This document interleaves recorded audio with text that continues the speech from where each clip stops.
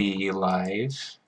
What would be worse is if we went 7-0 and then we lost to Illinois, because then it'd be like the Patriots, 16-0 and then loses in the Super Bowl.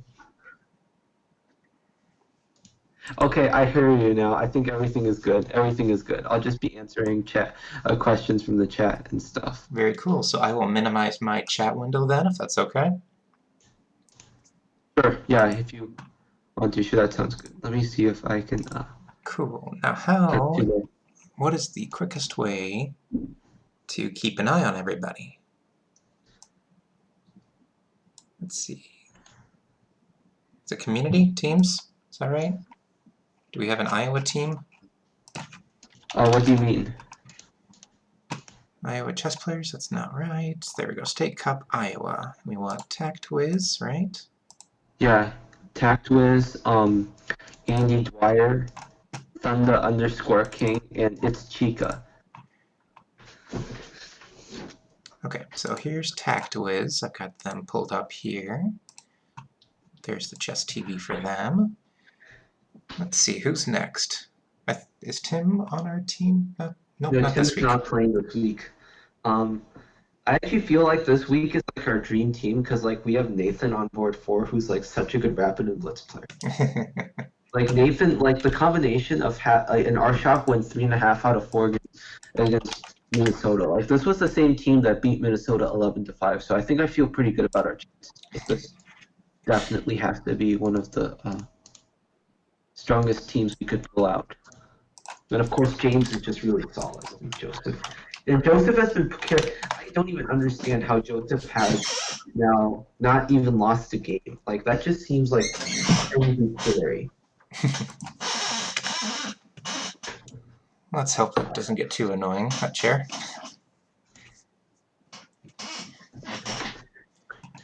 Alright, do you have usernames handy? Because my email's not wanting to pull them up. Yeah, so I guess yeah, so it's IT. Actually, here, let me just send you in our chat. Sure. For playoff, and then we'll show you all the. Okay, because the Iowa system for second semifinal spreadsheet through. Copy. Here you go. Oh, and Tim, Iowa Tim Chess just pulled it up. But oh, actually, you can't see the chat here. Let me do it in our messenger chat. So yeah, there we go. You got him. Here's like... the spreadsheet. The link to spreadsheet. It will tell you all the players and what their usernames are. Thank you, Tim. I'll pretend like it's not my first time streaming, even though it is. Yeah.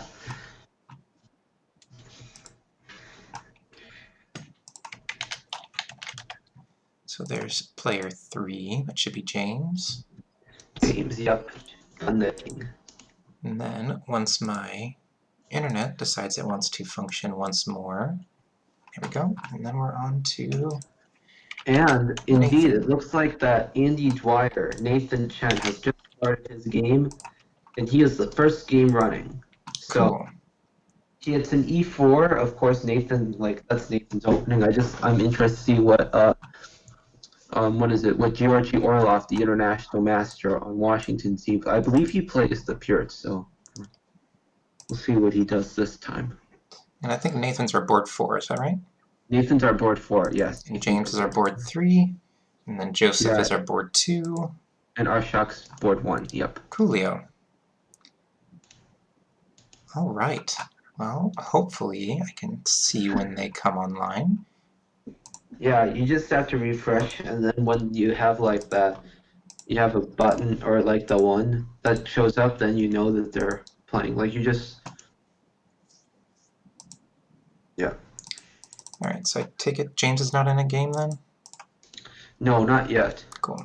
So Nathan's the only one who has started playing, and so far, it seems as though that Black has not made a move yet. So have to be patient on that. And is that I am Gregory Orlov? that sound right? I think it's Georgie. I don't know. Georgi Orlov. Okay. If the Washington, any of the people from Washington, please correct me if I just butcher all the names. I'm no public speaker or announcer for good reasons. I believe that makes two of us. Yes, yes, yes. All right, let me see if I can get the chat open here. It won't be pretty, but I'm going to try to keep an eye on it. All right, we got D6 on the board. D6, and it is indeed what we have. Yep, it's indeed a what do we call one of the appeared. So I'm really interested to see what the line Nathan goes, because there are a lot of lines that we play and share in common. Like when I've played the modern and gets modern, I always like to play this line where I field kettle my bishop and I go into like an open KID position. From the black side or from Although the white Nathan, side? Are you looking at G6 or? from the white side. Although Okay. what Nathan tends to do, and Nathan is a very aggressive player. Nathan likes to just, you know, stack pieces, opposite sides castling, and knock you out, basically. So I'm expecting it to be very sharp, I agree. And in E5, my that's quite opinion. early for that, isn't it? Yeah, no, E5 is fine. I think Okay. the best here is just, I guess, knight G2, or even just Queen D2. I think those are the two main moves. Yeah, Nathan Well, plays Queen D2, which is again very logical. Um, Nothing wrong so far. and it looks Let's like see we're if any of setting the up for some opposite side castling. Yeah, and this is exactly what Nathan wants. He's a very tactical, aggressive player. He wants to make the game tactical. He wants to just And it looks like Mr. Arshak has gotten into his patented Nightorf. Like this is Arshak's setup, and I played Arshak many times. And he's a tough guy to beat in his Nightorf. And that's his bread and butter, right? Sitting in that That is his North. bread and butter. Arshak's bread and butter is his Nightorf, and it's really hard to take down. This is this is our shock to a T. So So we'll he should see be how. comfortable for a little while, right? Yeah, it very should be. He knows all this theory. I Let's don't see. really play. I don't. Yeah, and James has now started against Derek. All right, Looks and like it we've looks got a like our French here. board 2 has Oh, not and started James, yet. they're playing a French against James. I hope they realize that James. Oh my God, this is the line that me and James were working on, like when I was his student. I remember we had the might move here is Bishop F4, and there's this crazy line, Bishop takes, Knight G5. Your best move is Queen to C. I believe it's what's the best move here? I believe it's yeah. Oh, it's Queen D2. Oh no, Okay. wait, I think we played a different line because normally. Uh, if it's knight to e4, there's a line that goes after knight takes f4, knight e4, queen c1, knight g5, knight takes g, queen takes g, bishop takes g7, bishop takes h7, check, king takes h7, knight takes e6, queen takes c1, knight takes f8, king g8, knight takes c1, and king takes f8. We get like an end game basically. Well, currently he's under fire, so are we going to knight h5, dropping back to g3? Are we looking for knight e2 to cover up on d4? I don't really like g3. I mean G3 actually I mean G3 it looks a little skeptical because of G5. Yep. So yeah, knight H5, and I'm pretty sure James Neal is still in preparation. Are we trading queens then? It looks like our option here, It because we have looks the like knight hanging. what's going to happen. Yeah, it sure looks like it because you can't really avoid trading queens at this point.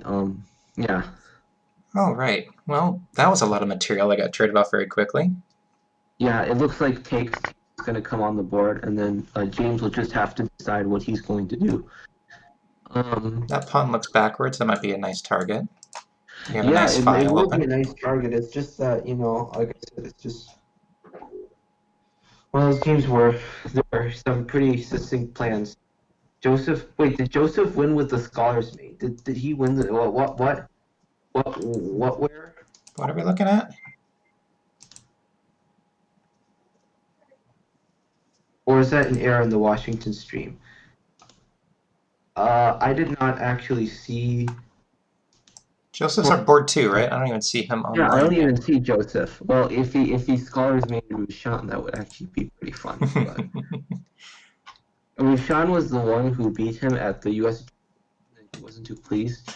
So I want him to get his revenge. All right, Yeah, I'm looking back at Nathan's game. Nathan, and yes, this is getting interesting.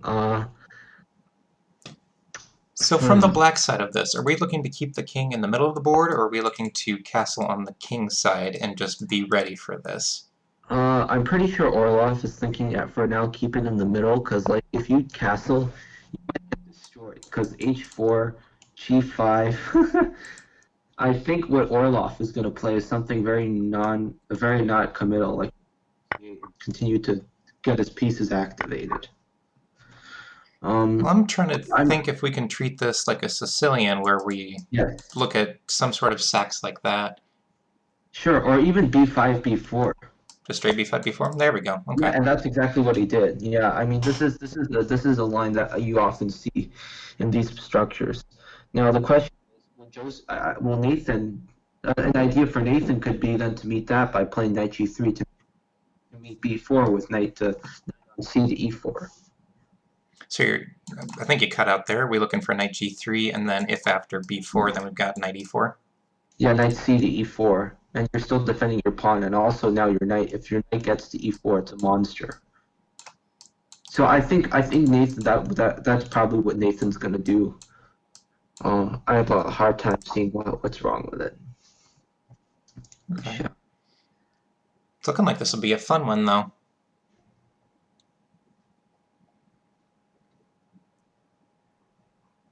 Now, from the white side of it, are we looking to trade queens right away with like a knight e4 here? Where?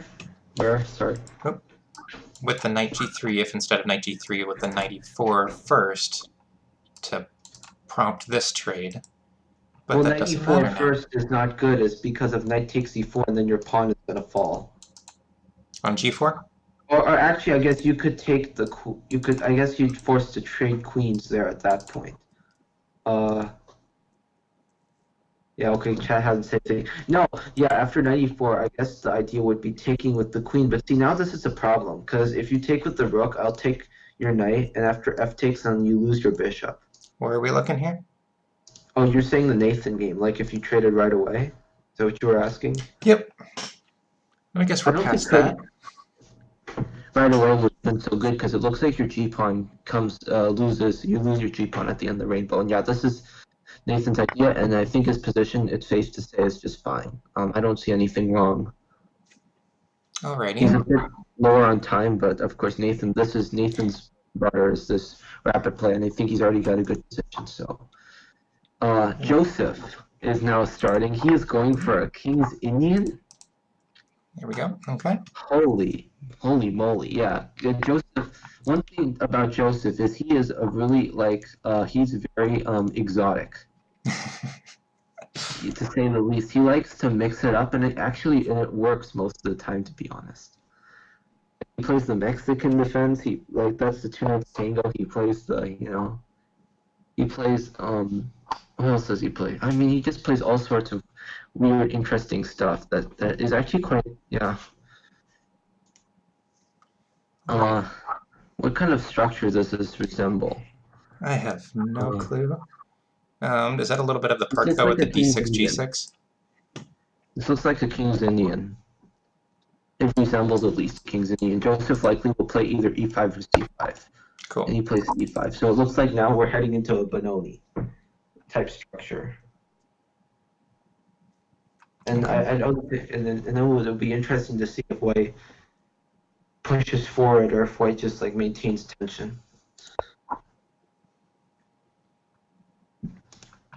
Let's take a look at Okay. Arshak's game here. g3 is a little interesting from white, but I guess Yeah. that's after It h5, because seems h5 yeah, tends I to guess kill I you. guess it's fine, but it seems a little slow. Like also note the difference in time already at this stage. I mean, a bit of a difference, but it just seems like I don't know, HG3, H4 is his idea, I believe, with the idea of trading the bishops. But I believe it's just a bit too slow. Like, black is going to be making moves quickly. Like, he might play knight b6 even. The idea of knight c4. I'm sure that's one of the ideas Arshak is considering. And I don't know if you have enough time to play h4 and bishop h3. Okay, he plays bishop e7. Alright, looks like we have a message from Tim that James has won a pawn, and we've transitioned into an endgame, so how did this happen? Okay, so we James traded has won a queens. pawn. Yes, he has. Wow, he has won a pawn, and this looks good for James. Because where is Derek's counterplay? I don't see it. So he just straight dropped it, because after It looks like a straight drop. Yeah, what happened? g6, he's attacking the knight, so James picks up the pawn with the Oh, idea you of know what if he missed? taking, then we can take He here. missed. Yeah, he missed the discovery. Because like if he takes the knight, we take his knight. That's James is a very good tactical player, and that was a great find by James. So I already think he's now in the driver's seat in his match. I would agree. And he does have pretty good control of the e-file, because he can either e7 or e5. I'm kind of liking e5, doubling up here. We just dominate the e-file. Can black just Yeah, do a just mass dominate the trade, but then e5. the knight always has the e5 square? Or just play rook e7, or yeah, rook e7, and then yeah, like he played, and then play rook a1, and then like where does black fake get any counterplay? Oops, And overshot if he my trades all the arrow. rooks, then he's just in a really worse endgame, and white can just torture him basically.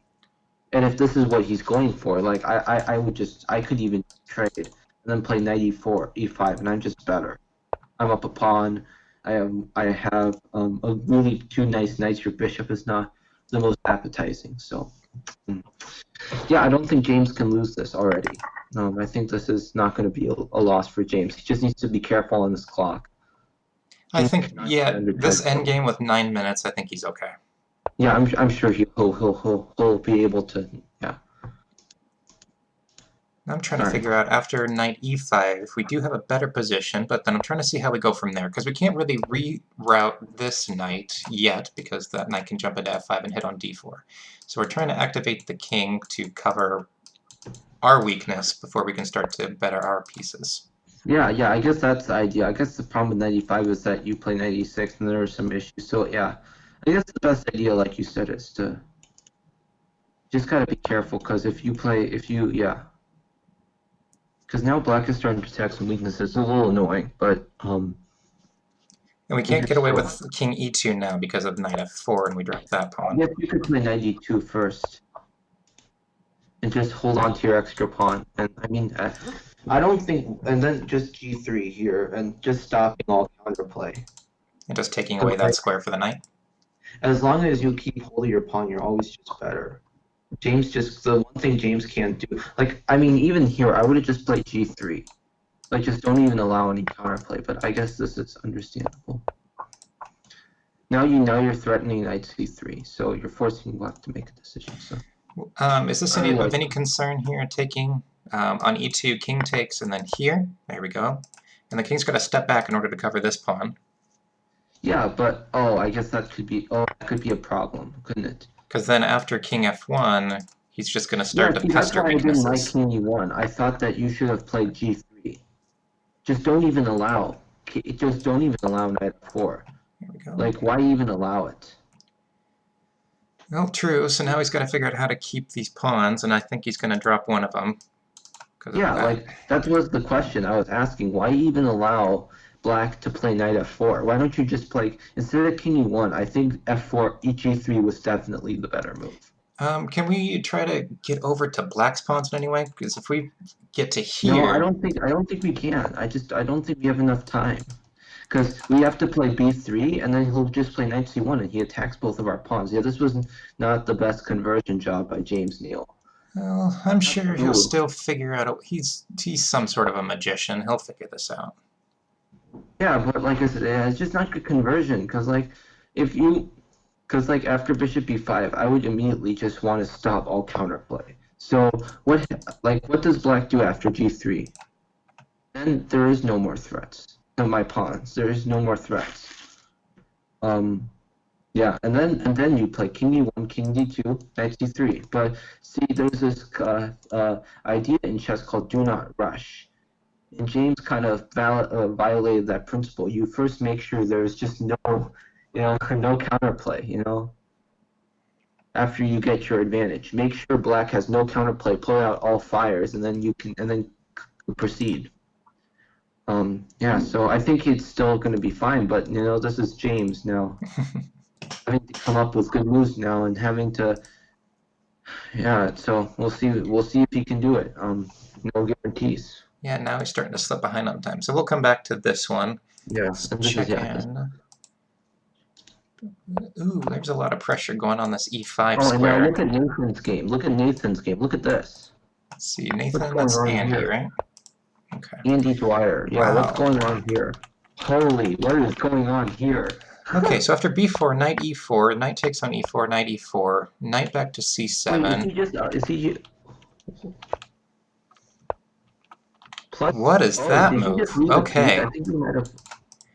look No, at he that. didn't lose a piece, did he? No, I don't think he did. Okay. Move 17, bishop c5. The idea being, after the capture, we can push and fork. And now we're threatening on a2, so we're going to block with b3. And It then seems rook pretty d8, strong. preventing the capture here. And then queen e1 to step out of the pin.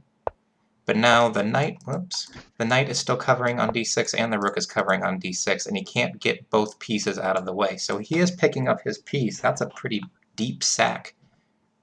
Yeah, it's a very deep sack, and this is the things he sees. And yeah, I mean now there's threats like I'm gonna take, and now your king opens up, and this looks mighty dangerous for the IM. This looks mighty dangerous. I do not. I would much rather be playing white in this position. Well, I wouldn't say Nathan's quite out of the woods yet either. Oh no, he's not. But I'm There's a just saying, lot of holes around this king here. it's just preferable, and make the IM prove that you can get to my holes. And like I said, it's just a lot. It's just more comfortable at this point, in my opinion.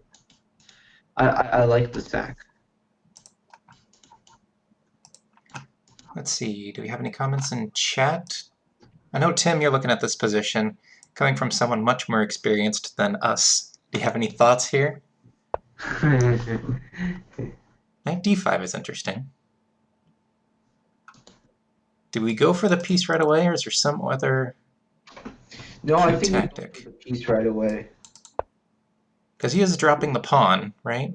Yeah, but I mean his okay. Yeah, true. He is dropping the pawn, but like if you take with your knight, then I'm gonna check.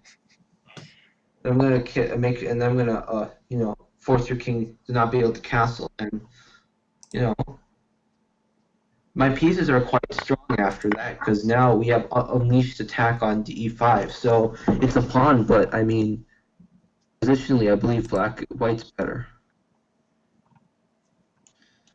We're down just a little bit on time, but it's nothing too crazy. No, it's not, and I'm pretty sure Nathan's gonna see the take, unless like there's some crazy idea with playing. No, and I mean there's no knight c3 trick, so I don't see how this wouldn't work. Right. Alright. And then I I like this realized that endgame. I like James's endgame if he played king c3 again. I think it's just yeah, he's just fine at that point. So.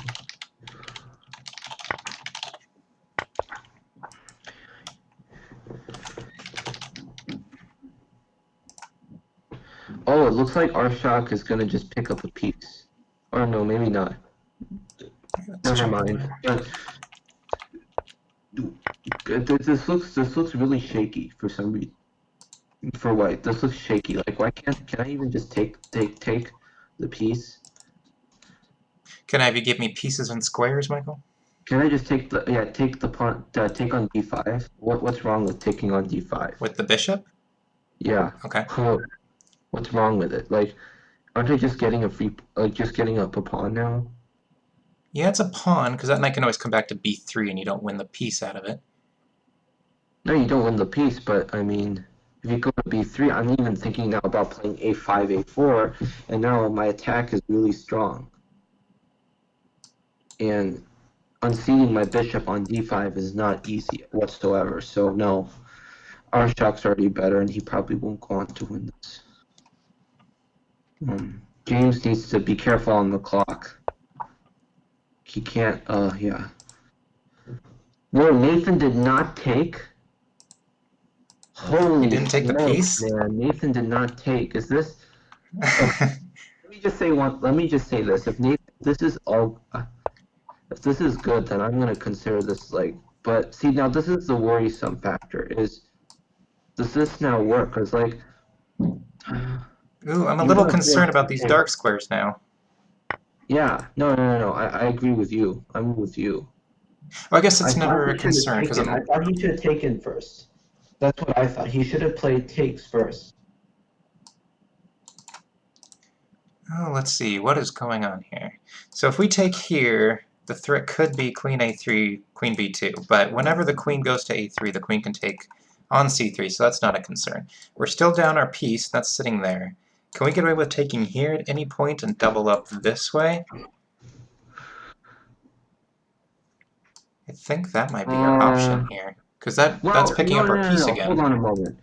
What happens if we play takes? What if we take his bishop? Now we force him to have double pawns, and he has another set here. What does he do? So you're saying after I bishop guess he takes on could. e6, f takes Yeah, I guess what e6, if he? Yeah, if he. Yeah, and you're looking at these sets of double pawns, right? yeah. Okay. And e5 is looking awfully weak as well, but we're going to assume that black takes back, so then that's covered. Yeah, no. I mean, yeah, this is crazy. Uh, this is quite sharp. I wonder if the chat is saying anything. Tim says it's a mess, and he says take the bishop. Tim, which bishop are you referring to? We have two options. It's like in Bughouse, move a pawn. Or with brain in Yeah. hand, move a pawn. There we go. Oh man. Okay, and we're getting a little bit low on time here, so maybe he's looking to just Come on, confuse Nathan. him in the Come on. time If pressure. we can beat the, if we can be somehow find a way to beat this IM, like on the, if we can find a way to beat this IM, that could be a killer blow. Yeah, that'd be a good win out of the round. Because if we knock out the IM, then that's like that's pretty. That's like a kick to the shin. You know, that's like literally a kick to the shin and like to the ribs. Okay, so he has to take this guy or move the bishop out of the way. Because if he takes here, we can take on e7, and that looks good for white. If white's given enough time to take on e5 and then come back, or even take on g7, take on c3, all these pawns are very weak on those dark squares. Yeah, the only concern is what if black just plays bishop takes d6? Is that a good idea? On c6? Fill up his Nothing's on pawn. c6. Is no d6. d6. With the bishop? Yeah, that's the worry I have right now. We can always just drop the bishop back, though. And again, I guess the point is that we're gonna win this. We might even just win the c pawn eventually, because like it's gonna take you a while. Well, Michael, let's examine this. If we do bishop takes on d6, the bishop drops Sure. back to c4. We've Right. effectively stopped any queenside play he has. Yeah. I was wondering, was it possible for him to maybe play? No, okay, maybe this doesn't work. I guess okay, so he probably then castle, right? After bishop c4? Yeah. Um, But then if I play if I play rook d3, now this looks good again. yeah, rook d3 is fine, or even like an h5, g5, or just a straight Well, I g5. would just take his pawn, get rid of this pawn, and now suddenly his pawns are in the same color as his bishop. Moreover, my bishop on c4 is looking very happy, so I can't see how this wouldn't be good. And it's It's an just interesting case where they're both technically bad bishops, where all of white's pawns are on light squares and all of black's pawns are on black squares, but the key difference right, but is the difference is that white's bishop is outside the pawn chain. And exactly. when you're outside the chain, I mean, there are instances where it's not as good as being inside the chain, but in this case, being outside the chain is better. All right, I'm going to flip on over to Arshak. Got a message that he was up a pawn, and I think that's what we had expected, where after the capture, bishop takes on d5, queen takes on b4, and now we're taking on f3 where we're hitting the rook, and then bishop b6 where we're attacking the queen. So that's a pretty healthy pawn in the Sicilian. We have that Sicilian endgame structure looking. a6 is looking pretty weak, but we also have that hanging. Yeah. No, our shock just looks good. Well, okay, and now it looks a little shaky. Maybe not. Maybe not. I'm trying to make it work, and he plays queen d7. I was trying to make d5 work, where we are attacking the queen there. That's not a great diagonal pin there. Okay, my gut instinct is to castle. There we go. There we go. Yep. No, our shock I think is well. Okay, now they're even in pawns, so. Yeah, but there's got to be But some all of the tactical pawns shots on over black here. side is in front of his king, so. We have c2, that's a little bit of a weakness here, where we can Wait start a to minute. penetrate the Can white he just squares. take our rook? Can he just take our rook now? Yeah. Wait a minute. Was this just a blunder? Can he just take? No, maybe it wasn't. But can he just take our rook? What is our shock seeing? I would Tim Chess if you could respond. That would be great. I need to know this. Is this just now suddenly this is looking a little fishy? I think White still has some problems with all these pins with the all of his pieces sitting over here, because we can drop the bishop back, and that might drop that pawn. But we can get after that pawn, or after that piece. And I don't think an exchange is the end of the world in this position. Yeah. By the way, it looks like Nathan's in some trouble now. Because what happened? Ooh. Yeah, this actually turns out bishop takes c6 wasn't a good decision. Because see now he's threatening. He's now if we take on c3, he's gonna play bishop f6, and now this is a problem. Uh-oh. Bishop f6. This is a problem. No, this is a problem. This might be over. Yeah. Let's see, are there any cute tricks that we can do where we have a check that we can interpose and try to move the king to a different diagonal and then sneak back in with a check? I don't. Well, we have I a don't check see over it. here. Ooh, that might be it. There's a check What do over you mean, like here. d7 check? Here. I don't know if that's enough. No, he just plays rook takes check, and I think this is losing. I think this is losing for well, wait, yeah, this is losing. Yeah, so I don't think this approach was not really all that great after all. Okay, well, let's see what we've got going on. Are you looking at Nathan's game? Yeah, Nathan's, but Okay. yeah, no, Nathan is just losing, so yeah. And James drew. Okay, that was Inside that, expected okay, after he dropped that pawn. Okay, yeah, per KID is now up material. Oh god. Oh goodness. Yeah, see he just dropped his rook, didn't he? Which game are you looking at? Our shock just dropped material. Yeah, again, I don't think that exchange is the end of the world in this position. Bishop takes. His mistake was when he played bishop. Maybe his mistake was when he played bishop takes. But see, this is not good because this is 1700. This is 1700, and with Nathan losing, you're got Joseph on board. You know, playing an equally good master, and so, you know. We talked about this in the open, in our chat, in the IO chat, and we all said that we need to 4-0 the 1700. Yep. There's Okay. just, Nathan's just resigned because there's no way for him to come back to take on yeah, c3. absolutely. No, this was losing. All right, and then James drew his game. Arshak's down an exchange. And Joseph's position's interesting, but he is up on time. I think he I don't know. Yeah, we've kind of neglected his game, haven't we?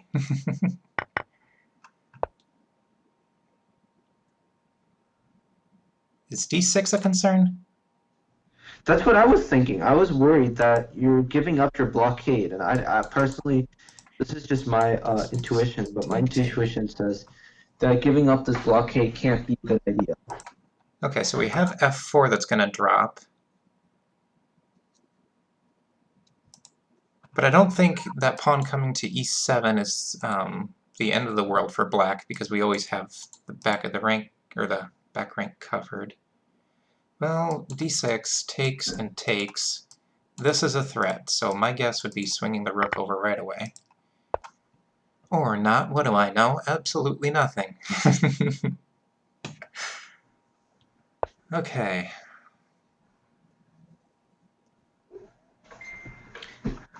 So I'm trying to see if that pawn is a concern, or if we can get enough pressure behind this pawn that we can trade that off.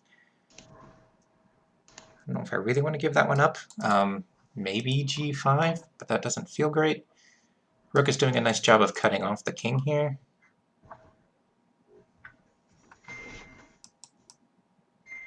I'm looking at Joseph's game. I don't know where you're at, Michael. Yeah. Yeah. Joseph, yeah, I was a bit concerned with allowing this blockade to be unleashed. This was my concern. For something inside me says that this is not looking so great. I'm shocked that Joseph allowed this. Maybe he's fine, but he's Now, how do we... Because we eventually need to get one of these pawns here, right, to help support that push, but that requires the king being on e5? yeah. Okay, so d6, while it does advance the pawn, I think it's more trying to get to this square, because everything of black is on this rank. Yeah, I know, but this just looks really uncomfortable. Like this looks really uncomfortable now.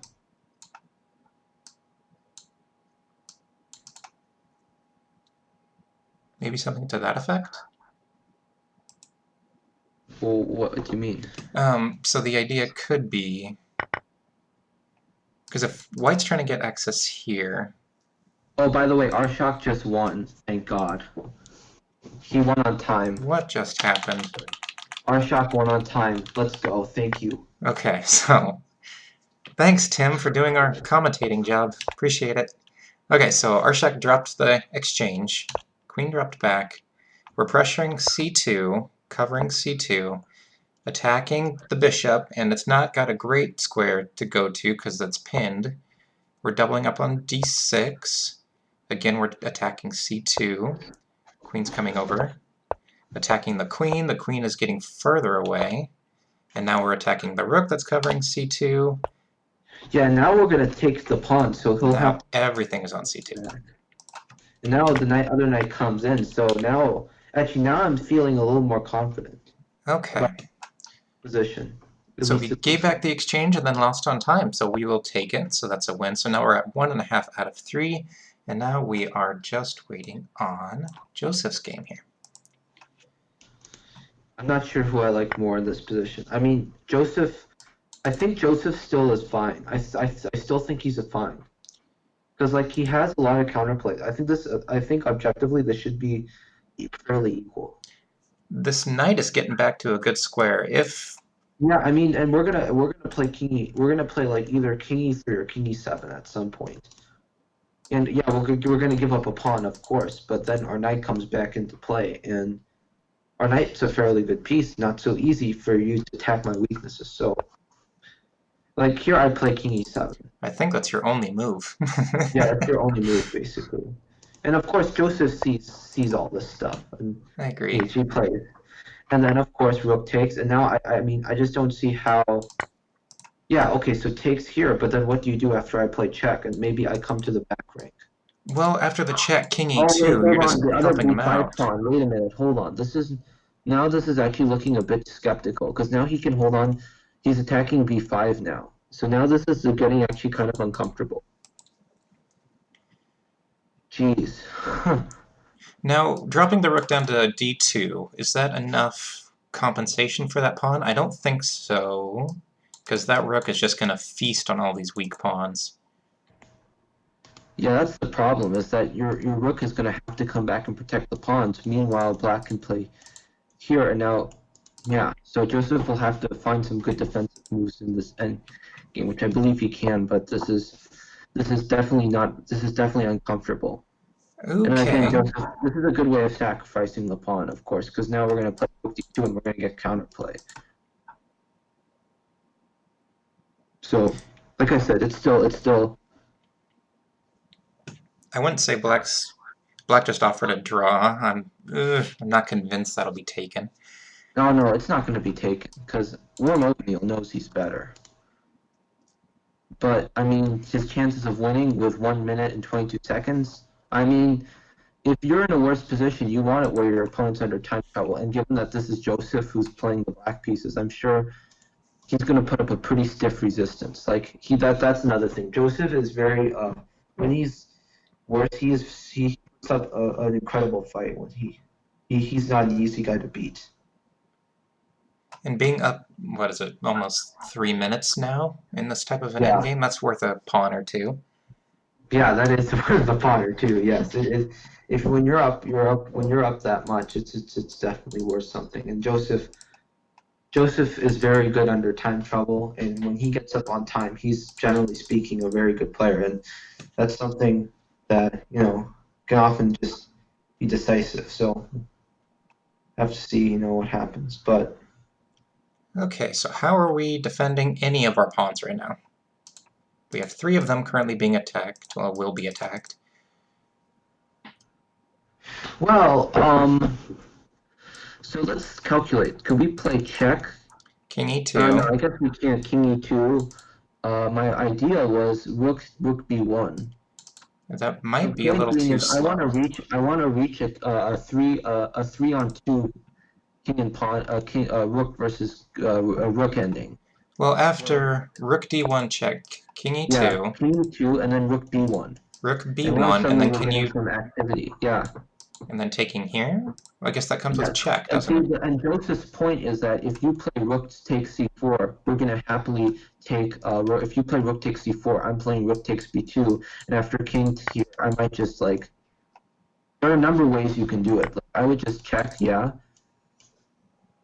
and then after here you can. Oh, he's Ooh. going for. Wow, Joseph is going for it. And what I'm saying, when you're up on time, it can be it can be quite decisive. Now, this is a risk. I would have gone for the easy draw with rook c2, or I guess what would it be? Yeah, actually no, sorry, it would be Taking the pawn? maybe just be take. I would just take and then go for a 3 versus 2 on the same side. Yeah, it's not...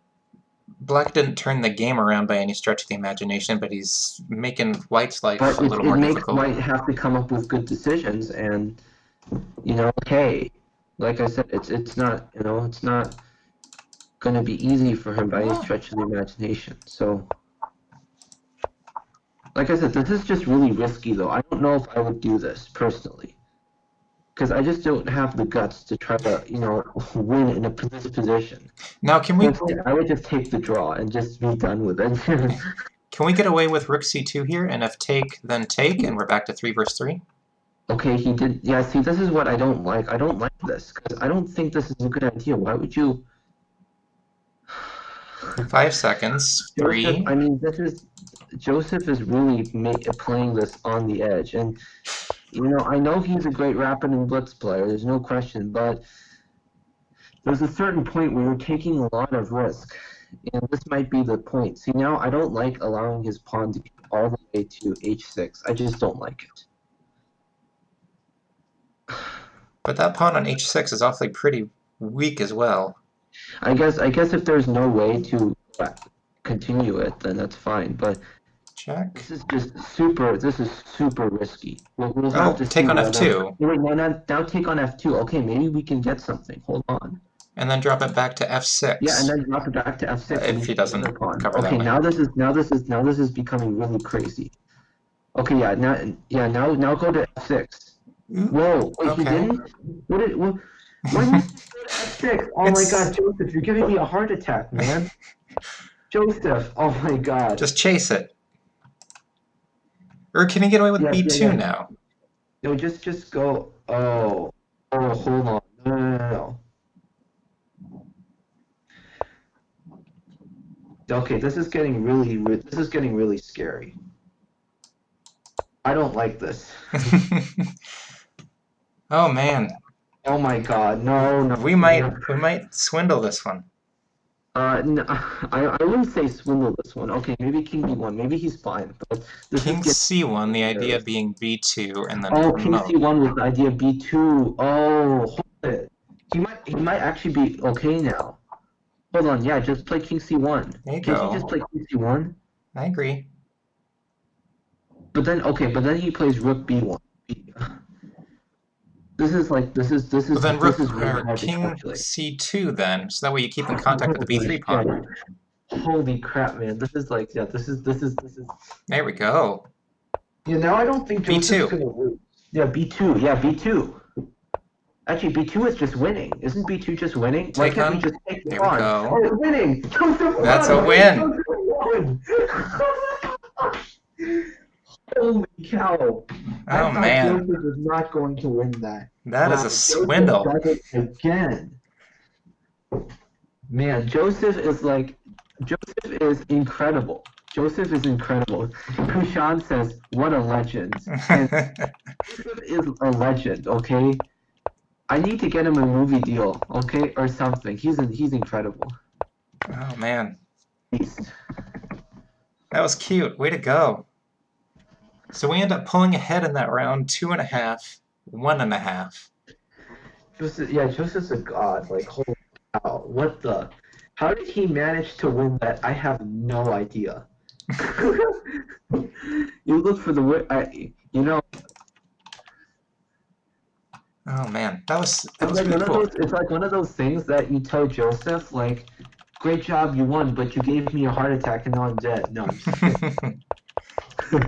Well, he used the clock to his Holy. advantage, and that was his only advantage going into this endgame. Yeah, it looked hard. I mean, it was. Where did exactly did Rushan lose it? Oh, let's roll it back. Holy smokes! Let me look at the. I want to actually look at the analysis to see where exactly Rushan lost it. We pull up our games. I'm sure everyone's taking a break. Actually, I might head down to get something to eat, man. I'm kind of exhausted. So can you man the chat and stuff while I'm away? Sure, I can give that a shot. Thanks. Yep. All right. Well, that was a good round for Iowa. Wasn't the cleanest round that we've ever played before. But now we're just giving everybody a little bit of a break before we jump into round 2. And it sounds like somebody's already started here. So we have a ready going. All right.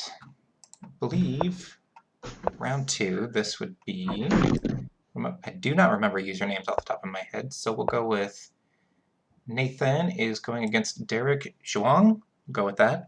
National Master out of Washington. Sort of looks like a type of... ooh, Rook G1, helping to get a quick G4, G5 push in there. It's looking feisty already. Let's see who else we've got. Just making sure all my games are set up here. And I don't think Arshak has started yet. Alright, I do like this G4 idea from white. And it's very quick to start to attack the king side here. G4, G5, trying to dislodge this knight here. There we go. Come back to E8.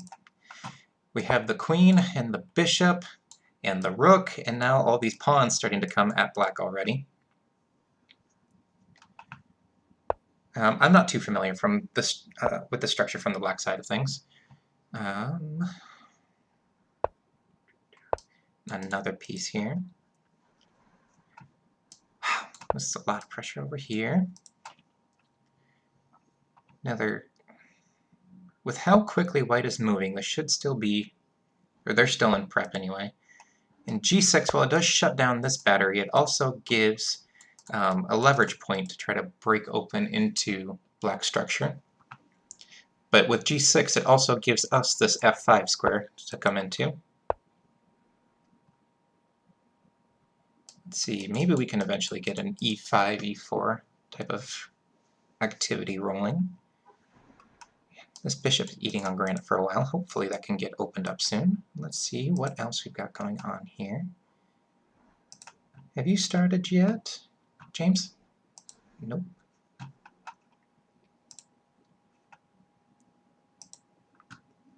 I don't think so. Alright, what do we have here?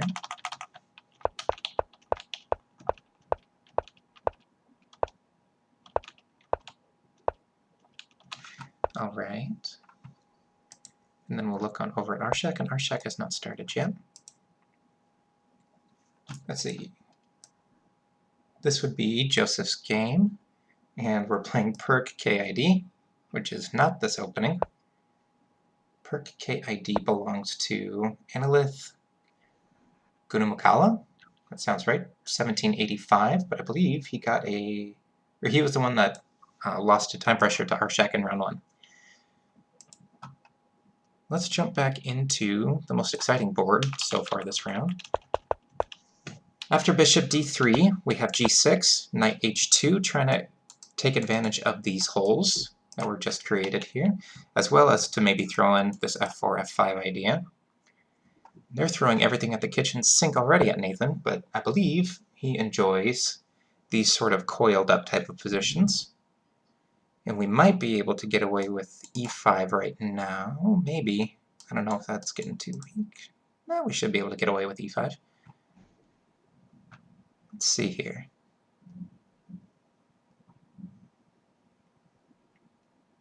There's not a lot of great squares for these pieces yet. If I was in black, I would be playing rook c8 or e5. Or maybe even just trying to crack it open that way, but I believe after b takes on c4, that's not going to help me all that much. c5 is also a pretty handy square for that knight to jump into. There we go, there's our e5.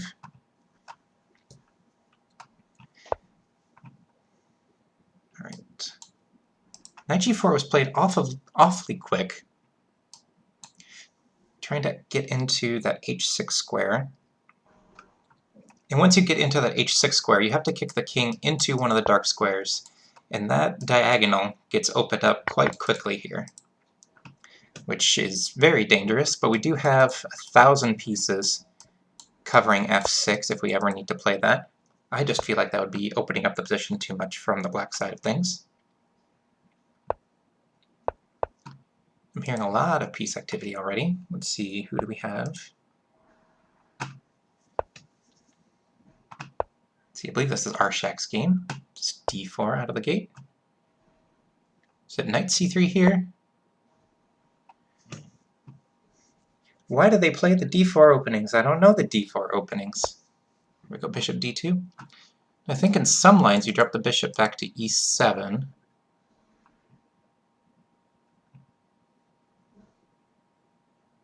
Or I believe you can take... d6 is interesting because it could lead into some trouble if I can get an e4, e5, but I believe that only works if there's a queen on c2 or a bishop on d3, as well as the knight on c3. Right, let's take a look at James and see if James has started yet. Maybe if I don't break everything. Alright, so we did d4 instead of e4. In d4, the main difference is it shuts down this diagonal a little bit. So if after take and take and we dislodge the knight somewhere, we have c5, which opens up our light squared bishop, and it also totally blunts out this dark square diagonal.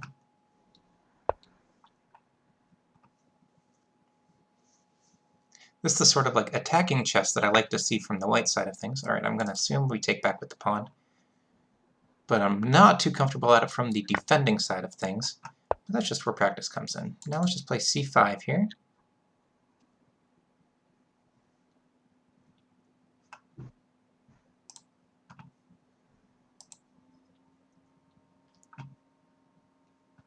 And if you're just tuning in, we are in round 2 of Iowa versus Washington. Currently, Iowa has a 2.5 to 1.5 lead. We swindled a win due to time pressure. Actually, we won both of our games due to time pressure last round. So here, I will assume c5 is going to come in. Let's see, what else we got? Right, I believe we're still in the opening, but we've slowed down quite a bit in Arshak's game. Let's see, wow, white is way ahead on time. What's going on here?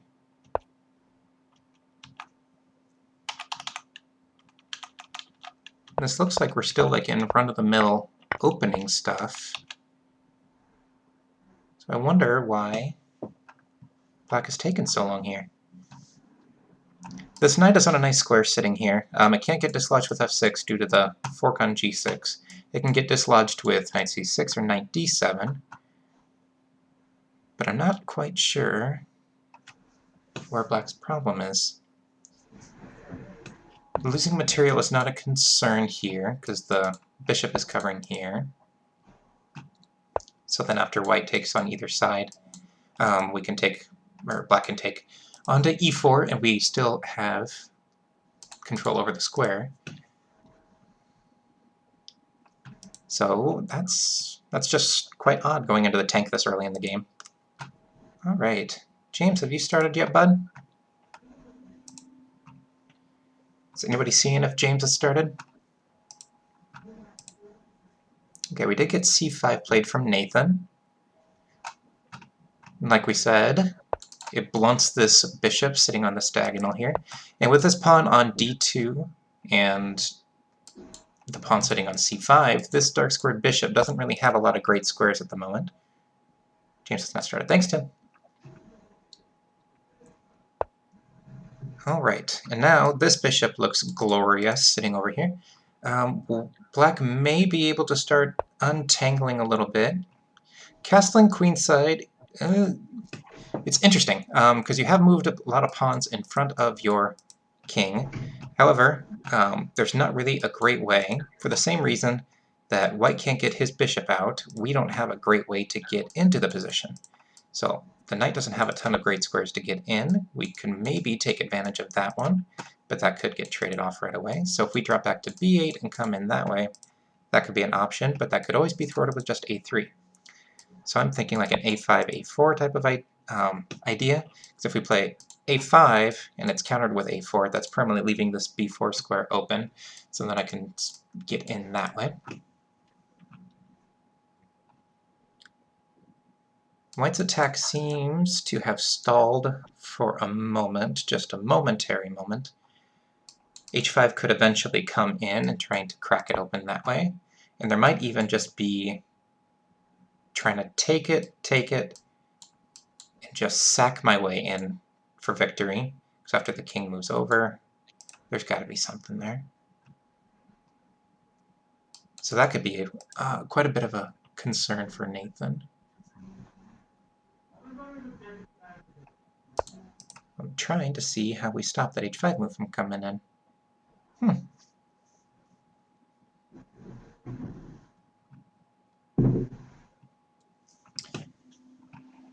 All right. Let's take a look at Arshak's game real quick. All right, so with knight coming to e4, James has started. Thank you, Tim.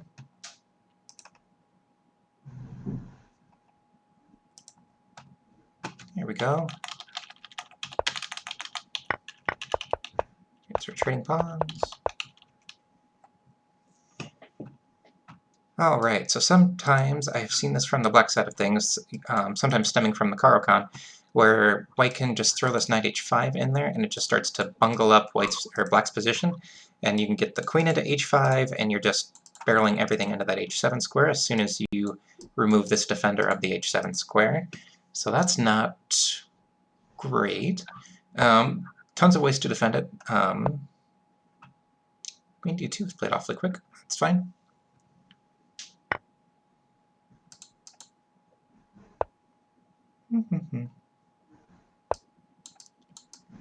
Thinking I want to get that knight over to g6, that could be a nice square, and also with the knight sitting onto f8, we're also covering the h7 square in case of any sacrifices, or removing the defender on f6. There we go.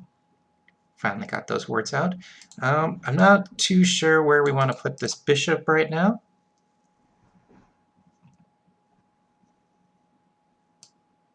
Alright, so we will see what James shapes up to do. Let's take a look and see what Nathan's doing. Looks like he's played rook e8 over here after a big tank. And let's see. Holy smokes, what happened in this game? So after that we did play no, not quite there. So castle, queen to e8. So queen to e8, I believe we're in Joseph's game. So after queen to e8, he steps out of the fork. We're playing rook over, f6. So now we're attacking the queen. Our queen is covering. Hey, I'm back. Hey, Michael. Sorry. No problem. And after just a massacre Alright, so of what's been going on since I've left? All right. So we have James's game started a little bit late, so they're still in the opening. Arshak's game, they're tanking a little bit, and I am looking at Joseph's game, where just a mass trade of pieces started off, but the main event is happening on our board, I believe that's 4, with Nathan. Nathan against who? Derek? DZ. Derek. Oh, he's playing Derek. Oh, what's going on? Fireworks. Fireworks are happening. Holy, yeah, there are fireworks. They're crazy imbalanced. Not quite imbalanced. All the material is equal. Everything's the same. Yeah, no, it's equal, but it's like the position is quite rich. I agree. It's castling. This is Nathan Chen kind of position. See what happens next. Alright, so we've got black with 3 options here, all of them on dark squares. It might eventually matter if we can ever sack there. So maybe king f8's the right square, but king f8 also takes away any retreat squares they might have out of the knight. So maybe king h8 might be our option here. And the idea of the knight leaving on h6, it also gains us access to the e5 square, so we can start to try to trade some pieces off, or get into the f3 square. And let me know when you're all caught up with the game there, Michael. Yeah, I see Nathan's position. Joseph, I see his. Arshak. Oh, here's Arshak. Yep. Yep, I see Arshak's now. This is all caught up now. So if you were in Nathan's shoes, Michael, how would you be handling this? Well, so hard to say, because I think what white, I'm trying to figure out what white's gonna do. Obviously, white wants to push his pawns on the king side. That's the obvious plan. Good question. So I think I'm not sure what the difference between the two king moves, like king g7 or king h8. I'm pretty sure I'll play king g7, but King g7 might be okay, since it helps support an eventual f6, but also runs into h5. Yeah, well, I mean, King he's gonna probably. Oh, I guess he'll play h5 in any case.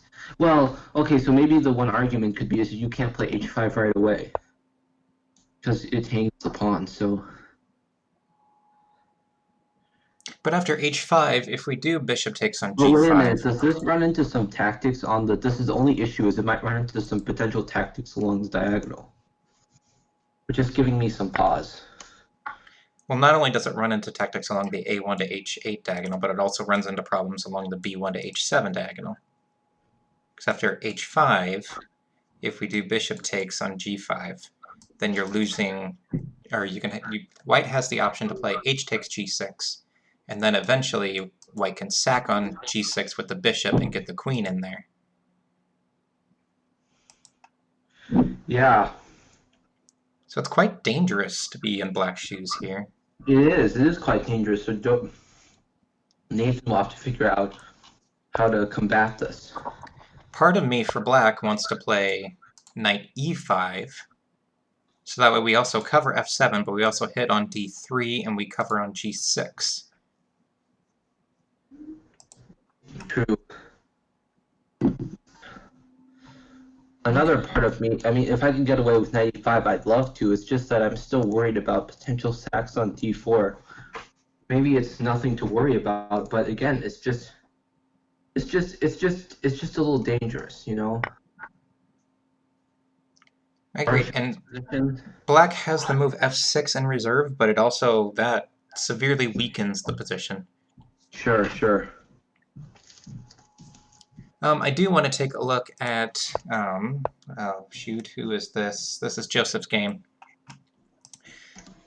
Against Park KID, who is Anand, I guess. Garamukala. Mm-hmm. Joseph is definitely better. Garamukala tanked pretty hard pretty early in the game, so he has a big time advantage here. I would take white in this type of position here. Also, his pieces are more active, and black has weaknesses, numerous weaknesses. I agree with you. So if... Joseph's going to likely win this one, just good. Because he looks like he's going to be picking up a pawn either on e4 or on e6. I would argue that e6 is the more important pawn, so even if queen b6 or queen e8, then you've got queen takes e4. Or even takes on c5. Wow, all those pawns are weak.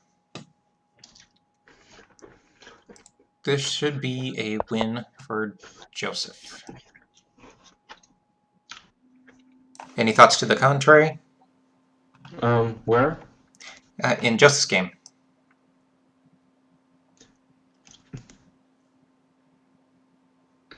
I think that just, wait, he's just winning here? Yeah, I would argue that white is looking pretty good. Yeah, I would say the same thing, because, like, I mean, e5 is going to fall, e6 is weak. I know you're going to pick up a pawn, but this rook potentially has become active, and there's not much time for black to do much of anything. True. It looks like I just got some sound from... And Joseph, and it has happened. Derek Zhang has indeed sacked on d4, as I expected. Okay. And this is exactly what I was worried about in the position. So, yeah. Let's see. We don't have to take, but I think our life gets to be very miserable very quickly if we don't take.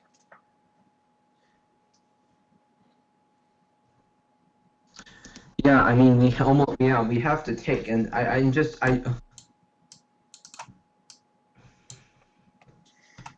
Okay, so after, let's see, so that'd be cx d4, bishop takes d4.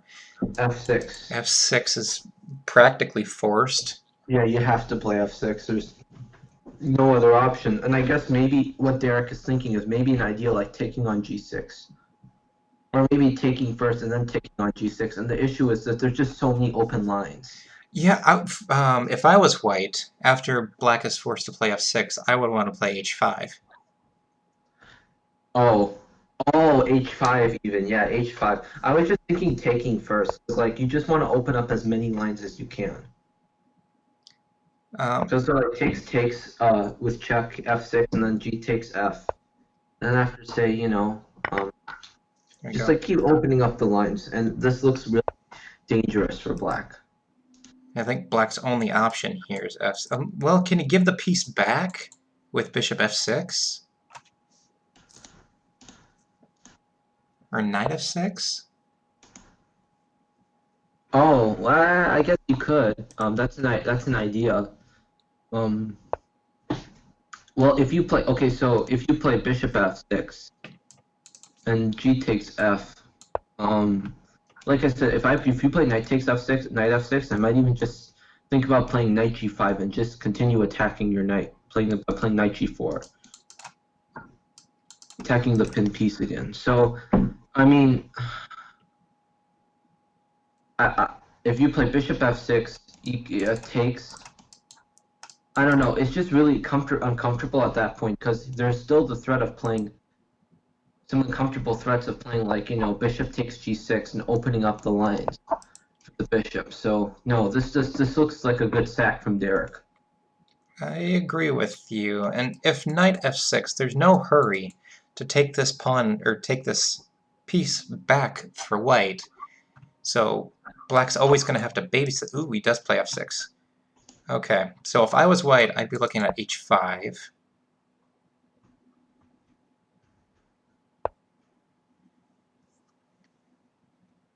You there, Michael? Yeah, Okay. takes and Wow! oh, Bishop wow. takes See, this is as I g6. expected. Oh, man. No, this is just how good White's position is. I mean, there's just no stopping all these sacrifices, and yeah, a brilliant idea of playing takes and blasting open lines from Derek. Really, really strong approach. All right, so what does I think it's black safe to say do Nathan's here? losing. Can we do h takes g6, queen takes g6, and bishop e4? I don't even think that Um, works, because knight f7, and you force the knight to take it, and then the queen can come back and take e4, and you have no coverage. yeah, Man. man, this looks really tough for. I don't know if Nathan can hold this. This looks really hard. So h takes g6, queen takes g6, knight f8? Well, knight f8 just runs into mate in one. Oh, off of g8, okay. Alright, how are we surviving this? I don't know if you can survive that. We don't have to take, but I mean, it's not great otherwise. Wow, this feels painful. And f5 doesn't really do anything to stop us. And trying to like evict pieces with like bishop f8. I mean, our rook is still hanging. We have a pin on f6. Let's see, how are we doing this here? Is knight e5 an option? Uh, I guess. Okay, let's Okay. see. Let's see if the chat can help us. Nope, no help coming. No, I Okay. don't. I don't see how you hold this. So there's lots of... Okay, so there's that. I want to go with knight f7 if I'm white. Or that works too. Any sneaky traps? The king can step out now. Is that right? Nope, can't even do that because of that pin. Wow. Not looking good for us on this board. Nope.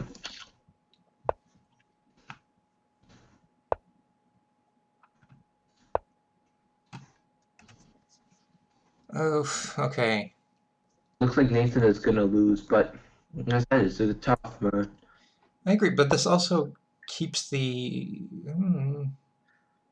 Yeah, but Oh yeah, I g7 just would have think the been black mate. has too many Okay. attacks at this point. Oof, okay, so let's Beautiful. take That's there. beautiful from Derek. Look at that. That's beautiful. That Okay, is beautiful. that's Holy, that's resignation. beautiful. Ouch, What a okay. what a game by Derek, though. What a game by Derek. I mean, that was really beautiful. Very well played from the Washington Very well side of played things. by Okay, Washington. Yeah, that was that. I have to say. I mean, that was beautiful. and as expected, Joseph won on his board. So now it's 1-1. Yep, 1-1 out of this. So let's see. Arshak is looking okay, and Mm-hmm. James, there's a cluster going on. Okay, they're about even on time, and Arshak is ahead on time, and I'm liking Arshak's position a little bit better. Yeah, for G sure. yeah, let's take a look at Arshak's here for a second. After the move g5, it feels like black is opening up quite a bit of squares inside of his king. I don't really want to trade this piece for this piece, so I want to keep him, drop him back to either b2 or a1. b2 feels a little better. And reroute the knight, and I'd rather trade the knight for the bishop in this situation. e4 works as well to help shut down this rook. What are you thinking, Michael? Where are you at? Mm. Which game are you at? I'm on Archex. Oh. Well. Mm, Because the e4 square for black feels rather weak right now, and if I can get my knight into c3... true. Knight to c3 looks good. Also, your bishop on this D line, this bishop on this diagonal is super strong. I agree with that. And black doesn't really have a good way to attack anything from the white side of things. There's no kingside attack that we need to worry about.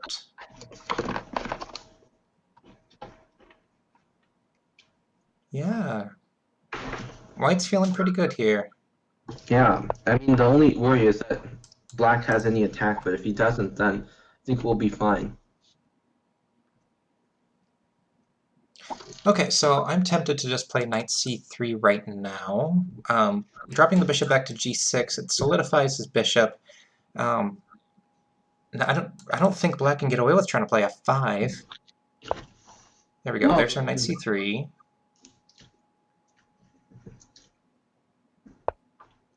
yeah, I wouldn't be surprised if he did it, quite frankly. But, I mean, even after it, I can still just play rook d1. I'm a little bit tempted to play like a b5 in this situation. That way we can try to undermine what is going on with this diagonal. But I mean, black never has to take anything. True, but And it's likely b5 black allows me will to not. play b6. Well, my idea with rook fd1 was to play bishop f1 followed by bishop c4. Oh, and route it that way? Yeah, and reroute the bishop. And also, for the time being, you can't play f4. Why can't you play f4? Because the queen's covering it, and the rook is covering it. Well, no, I'm saying maybe f4. Black can play f4 for the time being. Right.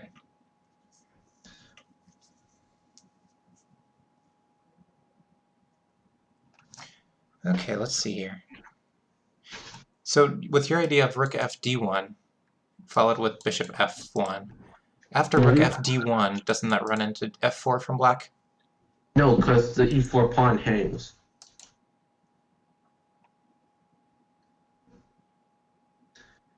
I'm just like, I might not play bishop f1 right away. Okay, that's fair. I'm first playing rook d1, then assessing what's going on, and then maybe later. And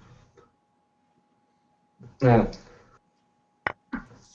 Okay, so I'm gonna that's jump. personally what I would do. And I'm gonna jump on over to James's game, and we'll see what's going on James here. looks bad for James. Something like his king looks really open. Well, they just sacked a piece on g7. Oh yeah, he did.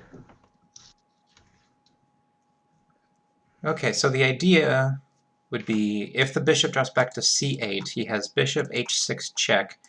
Wherever the king goes, the queen can come into g5, and he's got all sorts of threats.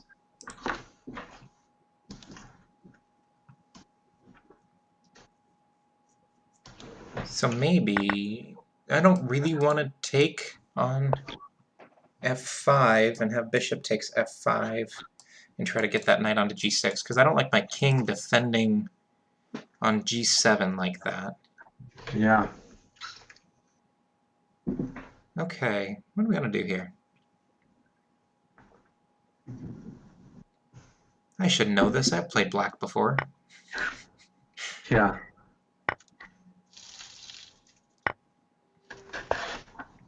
Bishop back to d7. I will assume bishop h6 comes in, or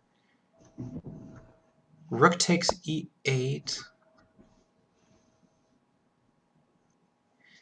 Alright, where do you want to go, James? You got two legal squares. Okay, h8.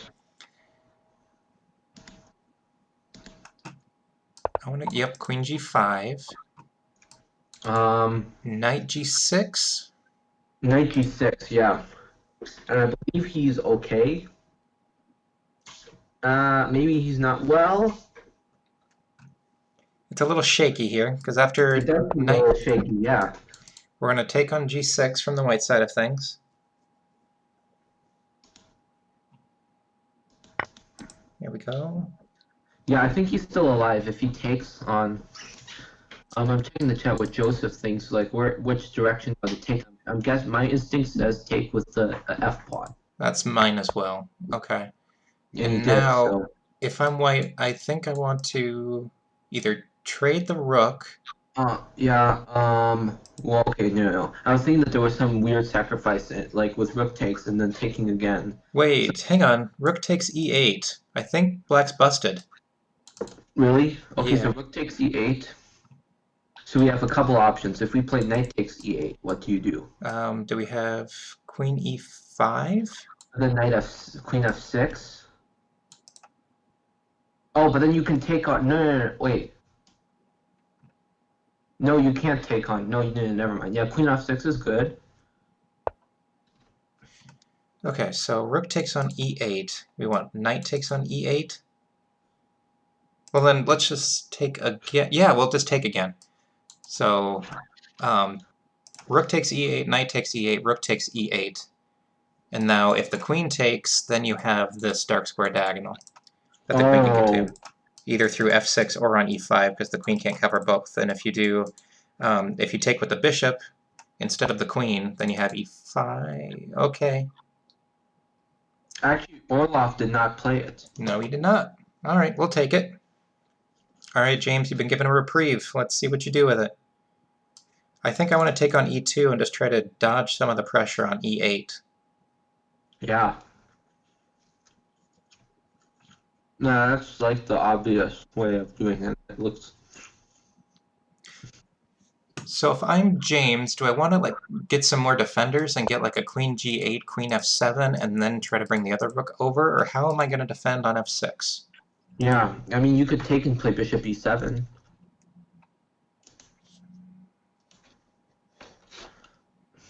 Now does that run into the same problems? So after we're going to take here, Yeah, but then okay, and bishop e7. That and would be then my play. bishop g5. And then queen f8 maybe. No, queen f8. Yeah, I don't know. This is complicated. So if you want bishop e7, I'm trying to see if bishop e7, rook takes e7, queen takes e7, bishop g5, because then we have two things on f6, and then we swing the rook over, and I think everything is covered in that line. But just how are we taking care of you? Because the knight can't move. Can it move? Knight g8, queen e5, queen f6, and I think we hold. I just don't like the idea of having no escape squares on the diagonal. Oh, and now James just played. Ooh. Uh-oh. I No, like... wait a minute. I think this is still okay. I'm trying to see if rook e8 works. Bishop takes e8, queen e5, queen f6. Okay.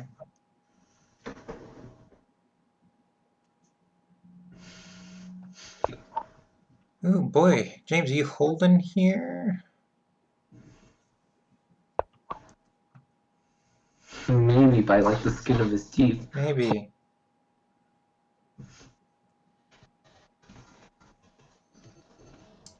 Yeah, you're covering all of the diagonal squares that I'm trying to get in with.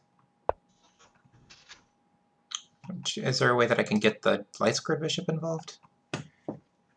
I mean, I'm rooting for James, but I'm trying to figure out how to defend. Because his queen's under fire right now. White's queen is under fire. So what is Orloff? Is Orloff gonna play queen? No, he can't play queen e7. I Queen don't f7 think doesn't do much.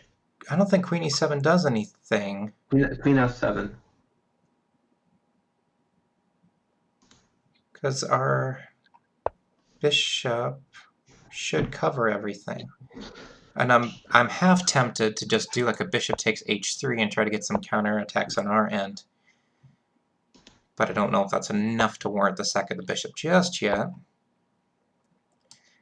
After queen f7, there's no threat of mate on g7. However, g4 might run into problems. Yeah, I mean, this actually looks still fine for James. I mean, I don't see an exact win for. for black. Okay, I hear quite a few moves going in the Arshak game. Ooh, looks like it's a time scramble. Now Arshak is scrambling. This is He looks oh like he's wait, doing okay, though. he's doing fine though. No, he's fine. Now he's gonna push. He's okay. No. This is actually good now because I think Rushan's gonna go for the draw. Rushan's gonna offer him a draw, You and I'm think guessing so? Arshak's gonna take it because like he can't really. Yeah, Rushan's gonna offer him a draw. I'm sure Arshak's gonna take the draw because this would be too risky to play out. Nope, he wants Oh to my play it god, out. Arshak does not take the draw. We're going for the Holy. win, Michael. Come on, have a... Yeah, but I mean, this looks just so dangerous to play for the win. Well, we're coming into the 7th rank, and there's no way for him to defend the h7 pawn. And we have a pretty good True. fortress Okay, around our... so if we, yeah, all right. Yeah, but see, now he gets to win that pawn, and now this looks a little scary. I don't care. I'm going to hide my king onto c4, and I'm going to mate you on g6. I'm just saying, this does not look. This looks scary. Like, okay, actually, wait, no. Maybe not. Now he didn't even take. Oh, there we go. King h6. Oh, now look, no. Oh, I thought he was gonna take. He was gonna just play rook there and just start checking. I thought he was gonna play. Oh, wait, hold on. I think that there's a mate. Can you play rook here? Oh, look. Oh, the pawn's running down. No, the pawn's running down. Hold on. This might be good. I think we're doing okay. Hold on. No. This is actually good. Actually, this is actually good. I think we can just play. We can just play bishop here, and now our pawn's running. I agree. So we're going to check on a7. We're going to try to knock the king loose. Arshak's winning according to Joseph. So. Oh my god. And what's going on in James? I think I'll stick with this one. Is James holding this? He has no time, though. That's the worry. James has, like, no time whatsoever. All right. Trying to make it complicated here. I want to take on g3 with the pawn. And then if rook takes on g3, I'm going to take on f5. Oh, he got flagged. Oh, he almost flagged. 5 seconds, that's plenty of time, Michael. Everything's okay. So king f3, rook g1. Oofta! Oh no! Arshak! Arshak just blundered his rook. Arshak blundered his rook. Oh no. Oh right. Well, that's a way to go. He could just play king f3 too, couldn't he? Yeah, he had king f3. Oof, that's a rough one to lose. Alright, and James, the queens came off. That's not what we wanted. That is not what we wanted. Darn it. Holy man, he was... Oh my goodness. Okay. So James survived down a pawn and down on time. So it's not looking great for us here. Yeah, I mean, that game was pivotal. Had he held the draw, we would have probably been tight. But oh well. Darn it, man. That's a little rough. Well, we were +1 last round, and we might be down 1 this round. Yeah, right. Oh my goodness gracious. And James is not out of the woods yet. There's a lot of pressure going into the f5 square. And James's king isn't in the greatest of spots. Ooh, that's an ugly pin. Oh no. Oh no, this is not looking good. No. Take on e7. No, take on e7 and play knight f5. Yep, that's not looking great for... Okay, well... Yeah, Arshak was winning. And Arshak that's time. was completely winning. Alright, well we lost on time on that board, so we ended up going 1 and 3 in that round. I think you can see that on the right-hand side of the screen there. Oof, that's a bit of a gut punch. James was Damn it. in pressure all around. And that win against... Back, guys. Come on. Darn though, that Arshak, that's really unfortunate that he dropped the... That Arshak game, I think you can get away, instead of rook g5, we can go with king f3, and if check, then we just come back and cut. Oof. Yeah, we should be fine, because here, king f3, if check, step up, takes and takes. I guess he has g2, and if you try to open up the diagonal, he can take there. So king f3 is not a move. So maybe that's stronger than I thought it was. So do we need to pressure the bishop first to get that bishop to move? So then we can have time to get behind the pawn? But at the same time, our bishop is still hanging. I'm looking at move 68 in Arshak's game. Actually, on move 61, there was an even better knockout punch. Instead of playing bishop c5, h4 would have won. Would have been plus whatever. Instead of playing h5? Instead of playing bishop c5 on move 61, or 62, h4 was winning. That is cute. Because the idea being, if they take, then the rook is hanging. If Arshak would have found that, that would have been over. Oh my goodness. Well, hang on here. If after h4, your g3 is weak, so after the bishop moves, let's say d8. Bishop e5. Bishop I'm just coming c5? back and I'm guarding all my pawns. No, bishop e5. I just guarded all my pawns. e5. Okay, that's fair. Okay, we're starting round 3 now. We have Arshak on our board 1, playing the marvelous attacking Derek Zhuang. I think that's how you pronounce his name. Jang? Okay, thank you, Michael. Ooh, a5 nice and early. I'm not familiar with that. And g4 nice and early. Ooh, we're getting fireworks on this board.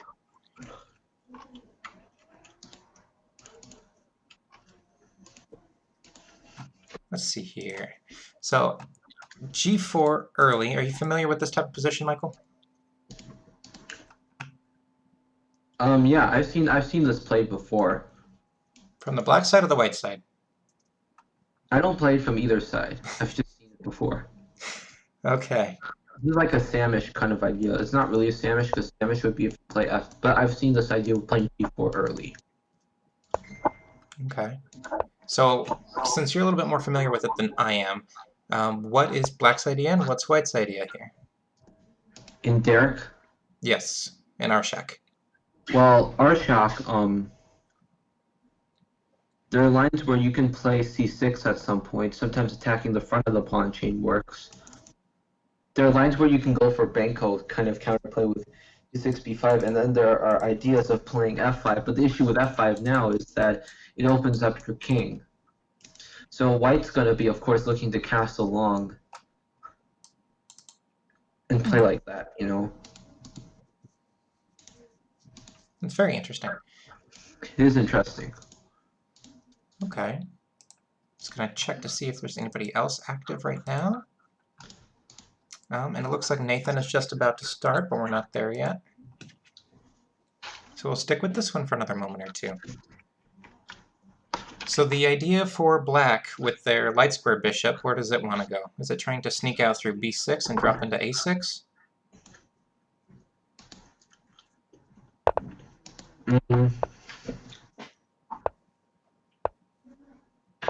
Usually the bishop stays on c8, actually. Okay. The bishop is actually quite strong on c8. There's yeah. Sounds good, and I hear other pieces getting moved, and we just flew through this opening. I want to check what happened here. Another perk. And a5 is done to counteract. Once a5 is played, a4 is played to stop any b5 expansionary ideas, but also a4 gives up some real estate through b4, and it also allows this knight to activate back into play that way. In James's game.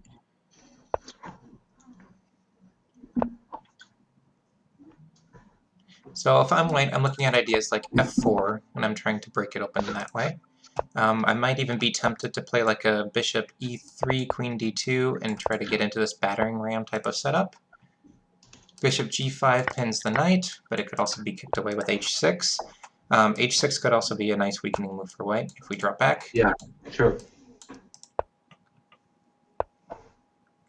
All right, and let's see. At some point I want to play f4, though. Oh yeah, definitely.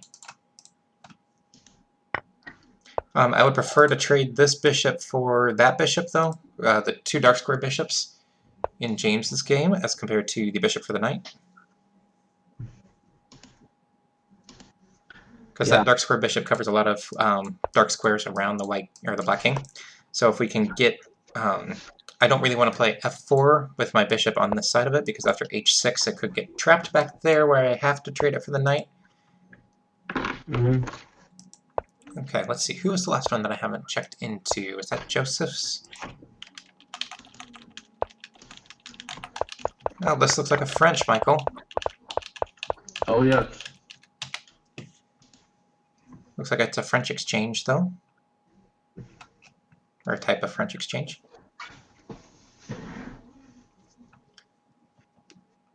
Hold on, I'm gonna go get some water.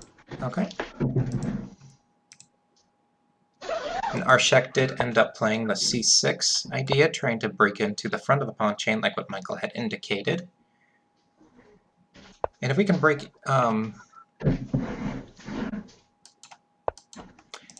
if white trades, then we can eventually push through like a d5 type of idea, but white's not going to trade. White's going to try to keep it as close as possible. But you can also try to eventually get like a queen c7, b5 idea and try to break it open in that sense as well.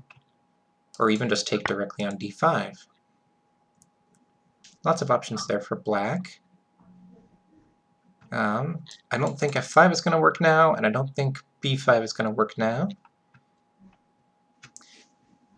These players keep playing positions that I'm not very familiar with, which is how we learn. Alright, let's jump on over to Nathan's game. Looks like they're still in the opening. They haven't done a whole lot since we last checked in on them. Okay, I'm looking at James's game. That perk. That knight c5 reroute. It can be utilized because it can't get kicked away all that well, because after you've traded the pawn on d4 and this pawn can't get to b4, that's a very solid square for that knight on c5. They're both coordinating onto the e4 square, but that's never going to come into fruition. So let's see what we want to do here as white. I'm still half tempted to play like a queen d2 idea and try to get rid of that dark square bishop. However, we're also applying some nice pin pressure onto the queen over there. It'd be kind of nice to play like a queen d2, rook a e1, f4, and if we can try to get this e5 push in while this pin is still active, that would be ideal. Maybe we can even get away with f4 now. h6 here. Take and take and take and take, and the bishop takes. I think we lose a pawn in that exchange. g4 is interesting.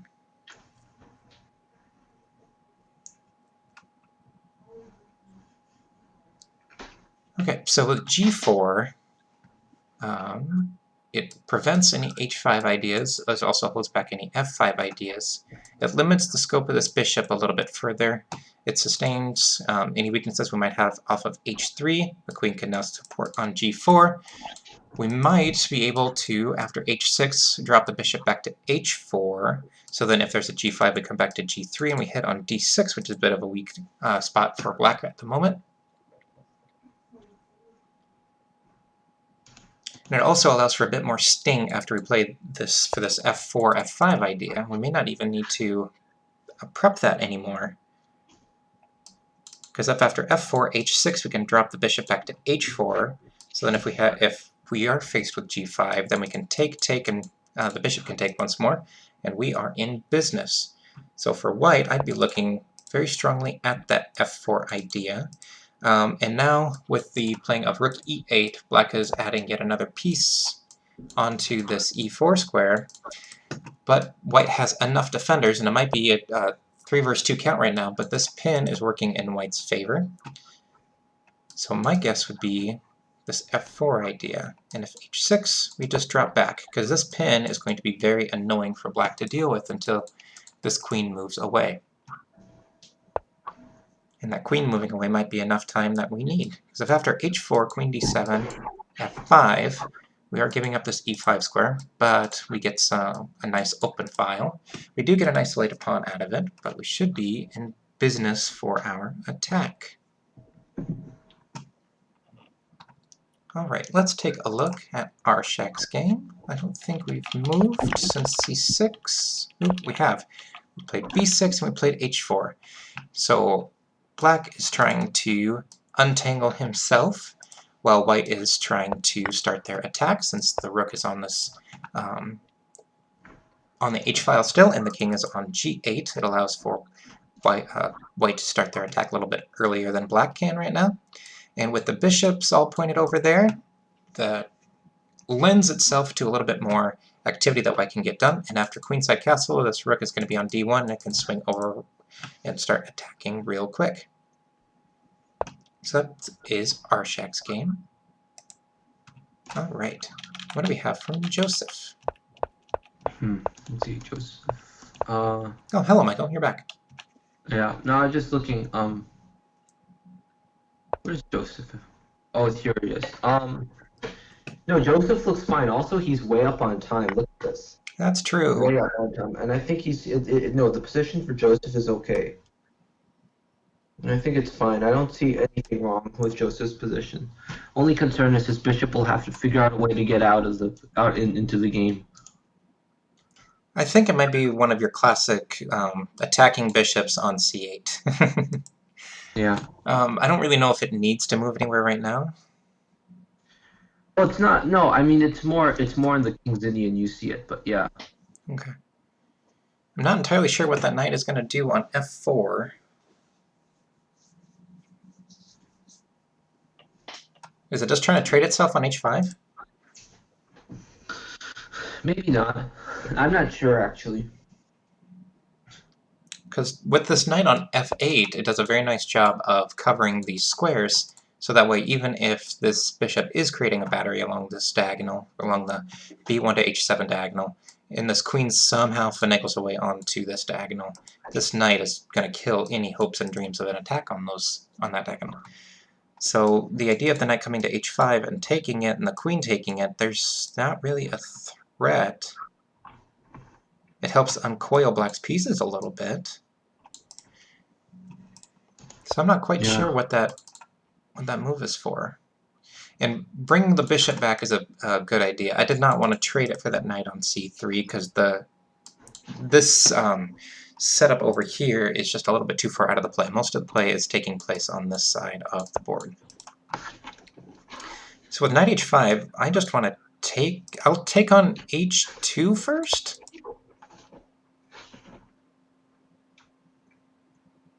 I think I want to take on h2 first. And after king takes, queen takes, queen d6 check, and we get some development tempo on the king because it needs to move somewhere. Mm-hmm.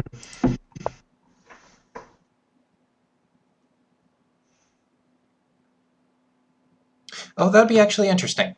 So we have bishop h2, king h2, knight h5, queen h5, queen d6 with check, and the king drops back to either h1 or g1. And then after queen b4, are we winning a pawn on b2 or d4?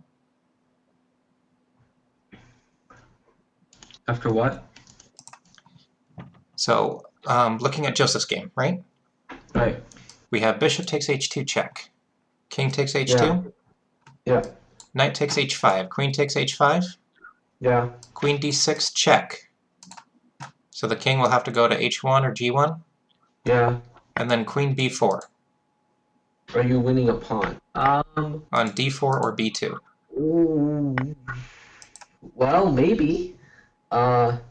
Just depends on what counterplay white can get for the queen moving so far. And there we go. that's exactly what Joseph is going for. So queen b6 achieves a similar concept, but after queen d6, that may have prompted f4. So this could be just saving a tempo. So I believe he's picking up a pawn here. Yeah, it's just going all in one go. So no, this forces black to make a tough decision.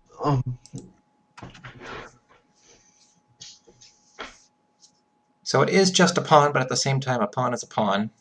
And the pressure that he's going to exert on the knight will help dictate on where pieces are going to go. Because after you, if he plays b3, he can take on d4, and this knight's going to have to get rerouted. If he tries to cover it on d4, then we can take on b2, and the knight's still going to have to get rerouted. So either way, this knight is going to have to make its way over to this side of the board for play. There we go. Now, do we want to take on b2 and bring the queen way out of play like that while the knight can start to cause some headaches? Where? Still in Joseph's game. Okay, Yeah. so we are taking on b2.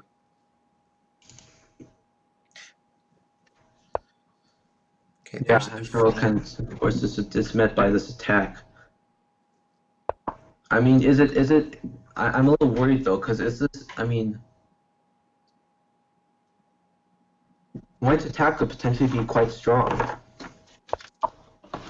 That's true. I guess we'll just wait and see. Okay, so he is up the pawn, but there might be an incoming storm coming from the white side of things. So let's take a gander at Arshek's game. Looks like he uncorked his pieces a little bit at the expense of white getting a bit of an attack on black. His knight found a nice outpost on the c5 square. This knight is supporting it quite nicely. This d6 pawn, while it is backwards, it can't get attacked all that well, and the queen is also supporting it, and it's also helping support f4 and d4. This bishop found a nice home on the a6 square, and it's attacking the c4 pawn. Let's see, do we need to be concerned in Arshak's game of the pressure that's on the king side? Yeah, that's really the question.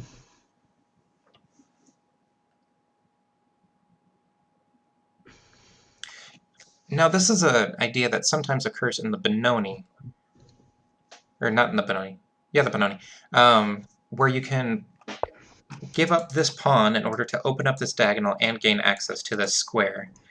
I don't think it works in this situation. I see your point. It's the sacking. I don't think it works. No, not yeah.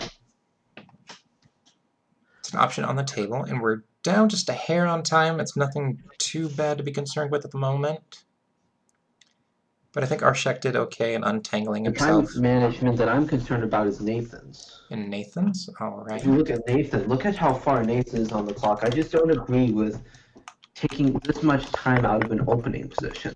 Like, even after Rush developed the opening, he had a pretty massive time thing. My always philosophy is you just need to, and it looks like he lost a pawn too. Yeah, he blundered a pawn. I think he was trying to yeah, why? Like for example, after why do you play f6, f3? I don't understand what f3 does. Let's see here. I guess he's trying to protect, but then why don't you just take? Why don't you play takes and maybe just 92 and just defend everything? Yeah, I think f3 is a bit of a mistake. Yeah, this is not good. Now I just don't like it. This is why. Yeah, this is just not looking good at all. Yeah, this is an opening botch. Yep, so we are down a pawn, and we're down 8 minutes. So that's not a great position to be in against a master. Yeah, no, this is exactly what you wanted to avoid, is an opening, just an opening failure. Like, we can't, yeah, I mean, that, and yeah, it's just down a pawn, like, just like, in general, like, just, F3 was just overdoing it, you know, trying to be too cute. You know, I mean, just trade off pieces, play knight e2, protect your pawn, just keep developing. And yeah, black has achieved equality, but it's just a game, you know? Now black is just up material, so I think it was just too ambitious from Nathan. He tried to get an advantage where he couldn't, and it led to him missing the tactic. Now Arshak, look at this, 93. And Arshak? Ooh, what is this? Nathan just tried to sack a piece here. Oh, okay, that's cute. He got his pawn back. Way to go, Nathan. Oh, he did get his pawn back. Okay, but yeah. Good job, Nathan. Okay, we'll pass that off as long-term sacrifice. Long-term sacrifice, yeah. Way to go, bud. Okay, so I'm feeling better about that board now. Okay, and you wanted to look at Arshak? Yeah, let's look at our shocks. Our shock just looks really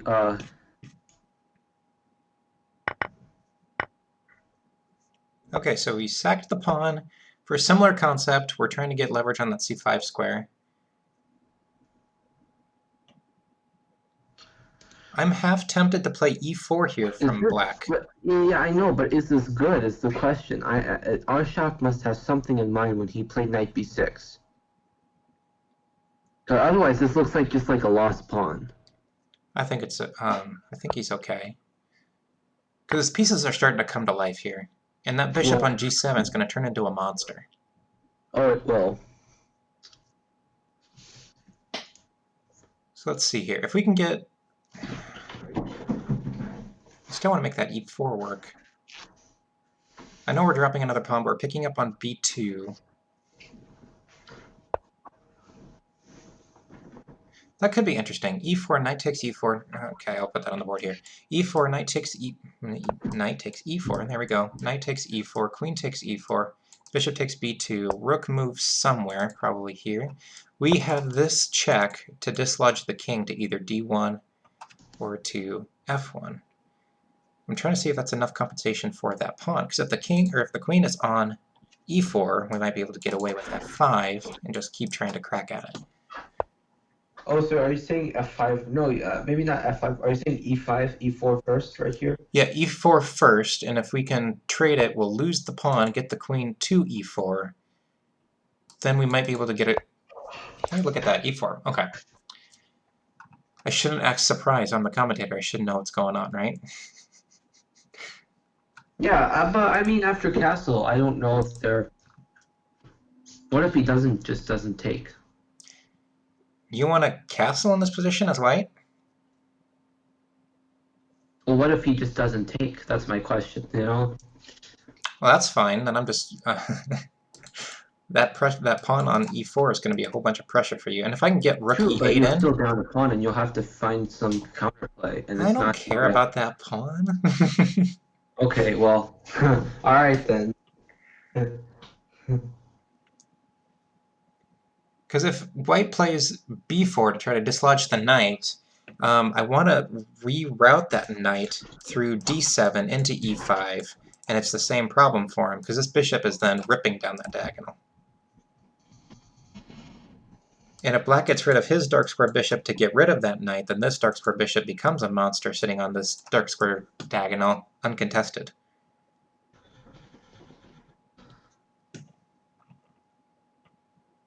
Yeah. Okay, so we'll leave them to their devices for a moment. Let's check out Joseph. He's still up his pawn, and he's trying to weather the storm. Alright, so I think it's just been trying to bring the queen back into play. Yep, okay, so we haven't missed too much here. The queen on d6 does a nice job of covering this h6 pawn. And again, this knight is covering these light squares that are around the king. This f7 square normally is weak with this rook on e8, but there's no way to get to it. This knight has no good squares to jump into it. I think he's doing okay holding this position, being up the Yeah, pawn. I think so too, yeah. Joseph looks fine. Yeah. And I think bishop d7 was more to just connect the rooks, so I'm maybe like a rook a d8 or something. Yeah, yeah. Okay.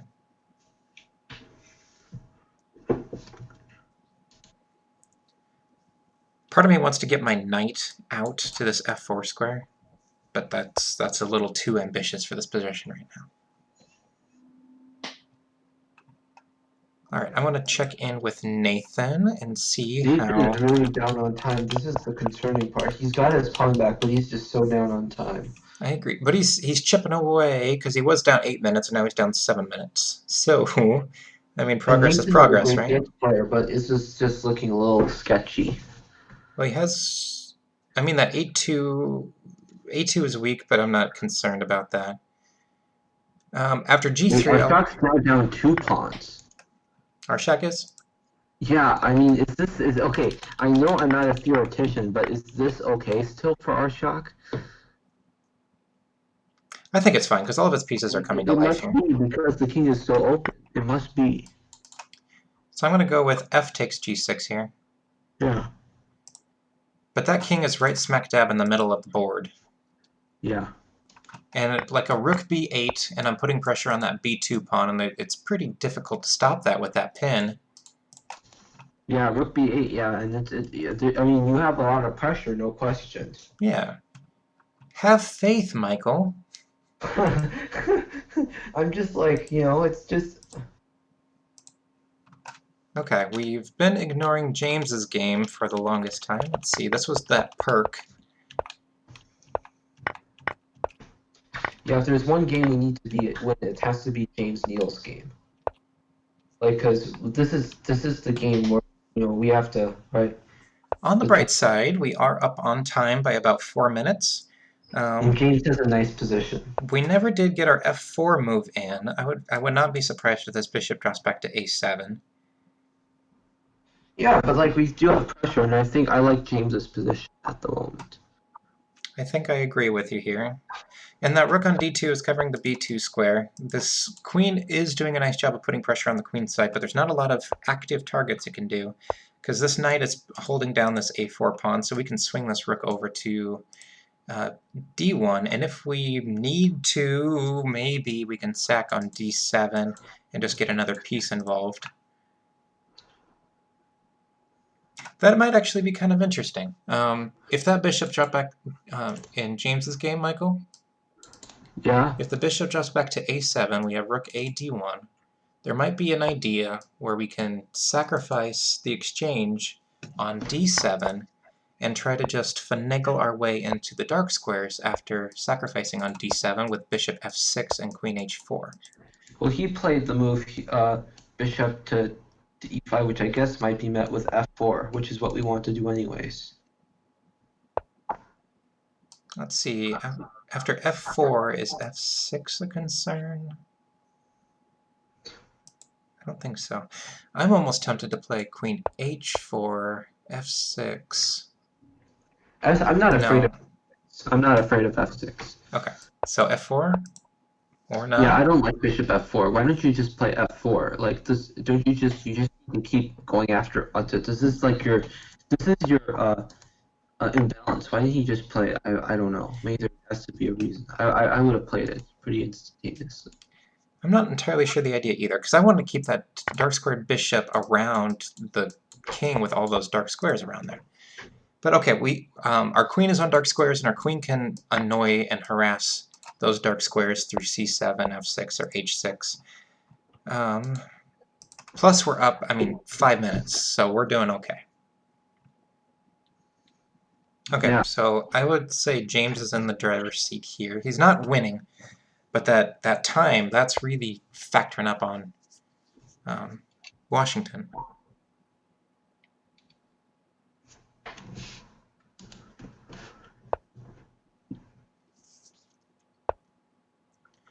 Okay, I was trying to finagle if there was a way that we could trap the queen back there, but I don't think that was possible. Okay, from James's side, I am tempted to play e5, knight e4, knight f6. Any thoughts from that side? With James, what to play where? To play e5, knight e4, knight f6. So e5, knight e4, and then knight f6. Oh, interesting. Yeah, that's a good idea. Okay. All right, we'll put this one on hold, and... James, but also look at the time advantage. 47 seconds, really? Yep. And Joseph is still holding somehow. It's like duct tape and super glue over there. Yeah, he's threatening 94, so it's just asking Orlov, well, how you break through. It's a valid question. He's trying to just get as many pieces off the board as he possibly can. Yeah. I would play even 94 right away. Right now. So the idea behind knight e4, you're trying to trade pieces, right?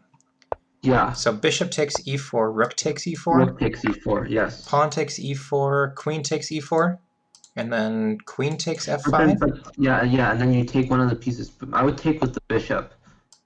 You want to keep the queens on?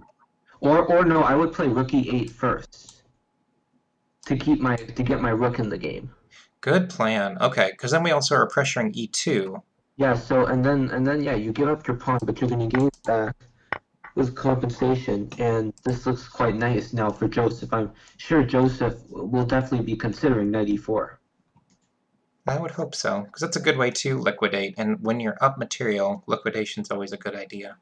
I shouldn't say always. Always never works in chess. Oh Yeah. no, our check is down to 20 seconds. What's going Yeah, on this here? is not looking good. This is what I was saying with being down 2 pawns, you know?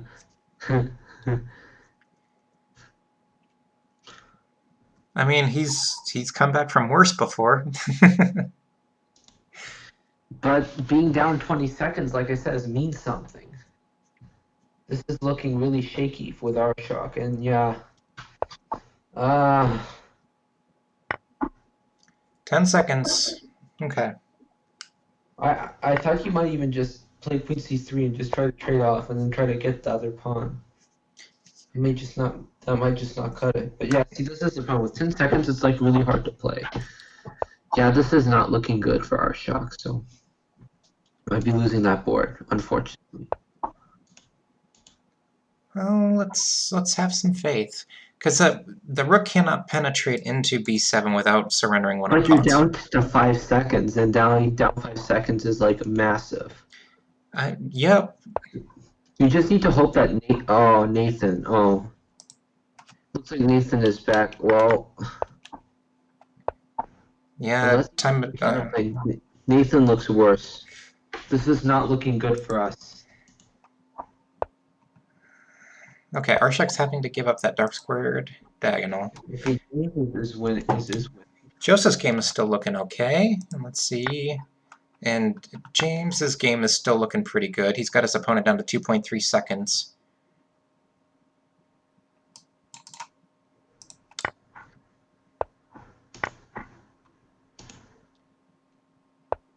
There we go. Okay, James just won his game, so that's good. Most of that was on time pressure. What happened? Let's see, what's going on here? So in Arshak's game, we gave up the dark squared bishop. We got one of the pawns back. Yeah. Queen takes, king takes, king Okay, takes. now take with your king. Yeah, I mean you got your pawn back, but this is still. I mean, this is still not looking so great. I mean, he might be able to hold this, because there's no easy way to get to d6. Right, well, you can play. Okay, I guess you could try rook d6. Okay, you need to play rook c5 or Yep. something. Okay, rook a6 is rook good. a6, yeah. And now rook Okay, c5. now play rook. Oh, he's going the other route. Okay, that'll work. That's why they're better, right, Michael? Let's just start. But it's just now. I don't know. I just don't. I don't know if you can. This is getting really nervous now. I don't know if you can hold this. Well, actually, maybe you can. I guess you are getting some counterplay now with check. Yep, and then check. You can come back. Good. And every time that you check, you get 2 seconds added on. F5. Okay, now good. okay, no. Okay, now there might be some compensation. This is getting a little more interesting. Oh, I wanted to play rook h3 there, but okay, we're fine. Oh yeah, rook h3 would have worked, wouldn't it? Because his rook, well, unless his rook can come back in time. And it probably could, but then I wanted to clean up queenside pawns. This is the problem with this time travel, though. This is like incredibly. That was fast. Oh, that was pre-moved. We might be able to hold the draw on this one. I think our shock holds. Okay, let's see. Holds, so I think no. This is a save. I think our shock holds. Yeah, our shock is holding. Cool. And this is our most time pressure. This is a draw. Yeah, this is a draw now. This is a draw. Our shock has held it because he can take on a4 next, and then he'll cut off the king. Yep. And if you want to hold on to the same. Our shock. There we go. And now Nathan, look at Nathan. Now look, Nathan is getting some counterplay too. All right, I'm going to stick with this Holy one. cow, what?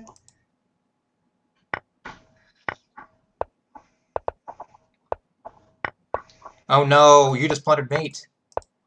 Nathan, buddy. Nathan blundered mate? Yeah, what? he blundered mate. Oh.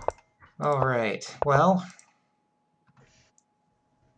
Okay, it Yeah, does look like Arshak's gonna he hold could this have though. taken on. Yeah, alright. He's trying to be cheeky about it. Okay, so stalemate How for hard at? Arshak. So that's a point and a half out of 3.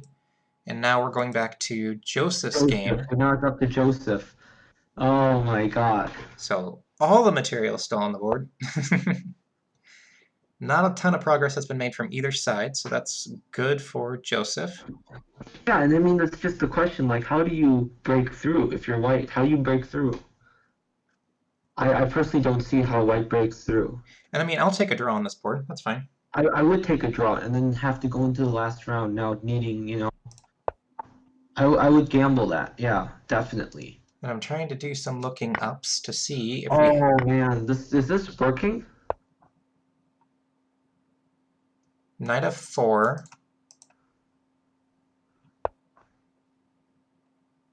I Really? think I want to give it back. Because Knight of Okay, 4 wait, can feels you maybe dangerous. even could you even play okay, G6 looks really crazy, but I was wondering if you could play it. You might be... No, I don't want to play G6. No, earlier, instead of Oh. King 7.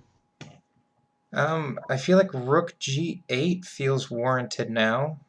No, Yeah, Rook G8 looks well, hang on here. Can I take on D4? Oh, Okay, that works too. We're giving it back. And then... Ooh, wait. uh-oh. No, we're okay, we're okay. Queen takes D4. Oh. We're doing okay. Queen takes... Rook No, takes... no. I think, yeah, you are fine. Oh, I think Yeah, we're winning now, you're right? threatening the fork. No, you're gonna fork. You're Okay, gonna fork him. You can take. okay, we're fine. Take Rook F8, King Because G7. now Rook F8, King G7, you're gonna win the other pawn, and you're okay again. But we're giving up 100 pawns in the pro... No, no. No, you're up a pawn. You're up 2 pawns. Yeah, Joseph might win this. Are you kidding me? Are you kidding me? that's a pretty good win for Team Iowa. Oh my God, Joseph. No. I think Joseph's winning. Joseph's winning. Joseph is. It's not won, but he's winning. All right. Do we want to get them rolling, or how do we press for this? Good. Okay, we're activating the king. We're going to keep the rook back to cover b7. King g6 feels okay. Oh, we're just going to ignore that. Okay, we're going to go with our connected 4.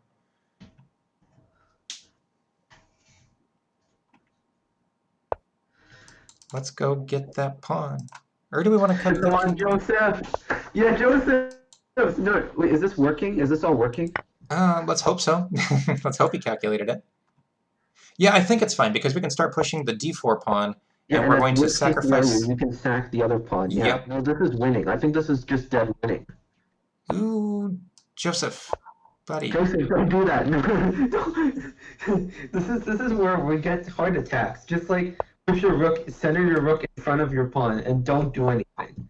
Uh-oh, g7, b2. Oh, we queen with check, though. Yeah, we queen with check. Oh my goodness. Holy. Let's Yeah, come up with check. And now he's got 2 No, I think squares. he's winning. I think he's won. Joseph, no, he's won. He's forked. It's won. Joseph won. Yeah, Good. He won the queen. Joseph did it. Well, we got to make sure that there's no cute, cheeky traps Joseph before he is the resigns. MVP. Oh my God. Good job, did it. Joseph. Way to pull that round out. Okay, so we came away Holy cow. with 2.5 out of 3 in that round, or 2.5 out of 4 out of that round. MVP. MVP. Oh man, that was tricky. I wonder if he had that all the way calculated out, or if he kind of puzzled his way through it. Yeah. The stuff Joseph calculates in time trouble is insane. It's insanity. It's legit insanity. I've played him so many times, and he hurts me with that every single time. We always say it's always like we say the Joseph gets you every time. Holy man! Oh my God! Let's see, I'm looking at the scorecard here as they're updating it, and I think, We're tied. are we tied though? Because we were Aren't we plus tied? one in the first round. We But were then we down were one the minus second one, round. and then we won the second round, so we're tied at 6. Oh yeah, because the first round was split, right? No, we were ahead the first round, right? Oh, Because it was 2.5, 1.5, and then it was 3-1, and that was 2.5. holy, Okay, there we go. We picked it up. 2 extra half points holy versus their full cow. point. So we're going into the final round where we're tied at 6 apiece. And let's Also, a see. great save by our shock as well to hold that. I mean, I agree. When it gets into that time scramble, anything can happen. And I think this week the rules change in terms of tie breaks. So the message that I have, an 8-8 tie will be broken up using a blitz tiebreak. Each player will play a single 5-2 against their respective boards. So these last round opponents will be their respective board, 1 versus 1, 2-2, 3-3, and 4-4. And if that set is yeah. tied, we will continue to cycle through boards, order shuffled, and play individual games. The first decisive game wins the match. Oh, so the first decisive game. So what? So it's like what is it? A golden goal kind of rule. I'm not familiar with golden goal. It's like when in soccer in extra time, the first team that scores wins. I believe that's how they're going to play that out. Oh my So God! So you not just have to win, you have to win fast. So like you need a miniature. You need to scholars mate your opponent. that might be how that works. But hopefully we don't have to see that because we're going to win this round, right, Michael? Yeah, we are. If we can take down Orloff, I think we're gonna win this one. The power is in our hands. I agree, and I'm trying to see if there's anybody. Orloff still has There his we go. has Okay. you know. And now we have some boards are starting up on their last round. I believe Joseph is starting, and Arshak should be starting soon. We have a French on Joseph's board. Oh, this is Joseph's bread and butter, man. Joseph's French is like play against the French. Oh my God, we're going into the same line that me and Joseph worked on together. You know? Isn't this the same line that James had in the first round? No, this is like the line that me and Joseph have worked with together. Well, it's actually different now. Oh no, Joseph knows this line. He knows this line because he prepped it against me at the Danker many years. Good, okay. So he should be Well, the familiar Danker, with that then. this is the game that clinched in the Danker 2019. So he knows both sides of this really well. This is good. Okay, and I'm looking at Nathan's game because I jumped to it and he played g6 and then immediately played g5.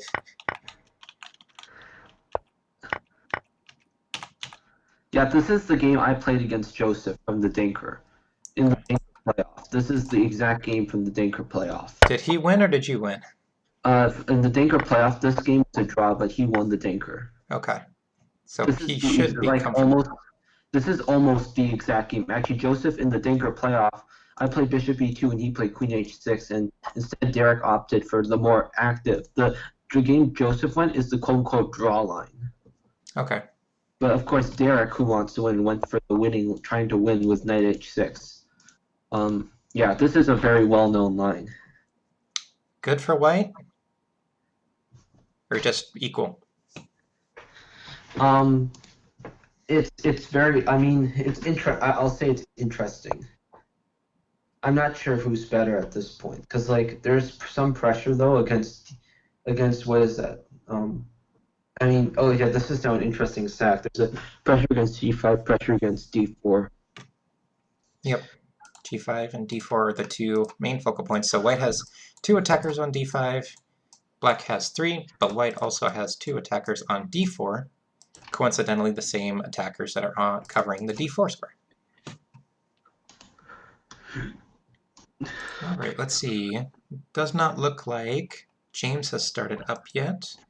Nathan has started. Yep, Nathan started, and he gave up his G5 pawn to trade queens in the middle of the board.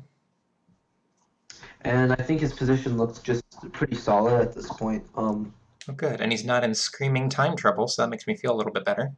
No, and I think Nathan is the perfect fit to win this kind of game. 'Cause according to the players, the 1700 has a lot of time trouble issues. So Nathan, with his ability to play on the clock, hopefully should give him a leg up.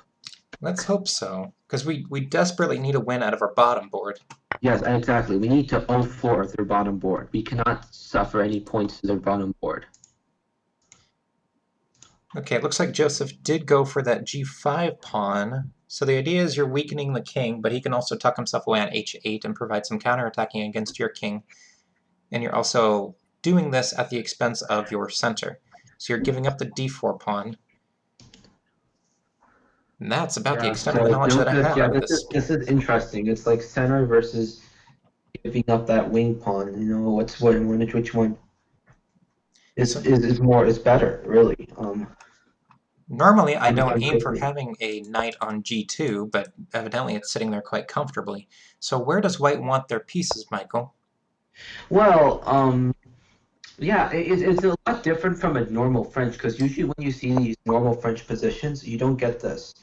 Usually, if we get more traditional main lines, usually what ends up happening is, of course, is we get those normal structures where White puts his bishop on d3. You try to control e5. Well, now this is all irrelevant as these pawns are imminent to be traded off the board. Um, I think the first question has to be asked is if black wants the endgame, or if he's just going to take, say, knight takes, no, c takes d. If he does, I guess his bishop should be played to d3. Best placed on d3, but of course you can't really play it, I believe, because if he plays knight takes d4, bishop d3, h6 is a problem, because of course you're going to now get forked. Yeah, so you can't really, I don't think you can play bishop d3 here. Or at least it doesn't seem like you can. Oh, could it be a way to just trade material? Because after h6 I can trade on f5 and then Yeah, reroute yeah, the you knight. can trade Oh, I on guess I'm f5, just and then losing play them. rook d1, and then you can play rook d1, and then then maybe I might like white, because I think the knight, it's like a good knight and a bad bishop. I like white's knight in that struggle. I guess h3, it has h3 I can retreat to. Okay, I want to take a look at... Let's go to Arshak's game. That work for you? Yeah, sure, Arshak. Who do we like here? Whoa, look at this. Rook e5, wow. Okay, no longer, but for a while it lasted. No, Arshak just has a little more space here. I actually really like the opening for Arshak I already. agree.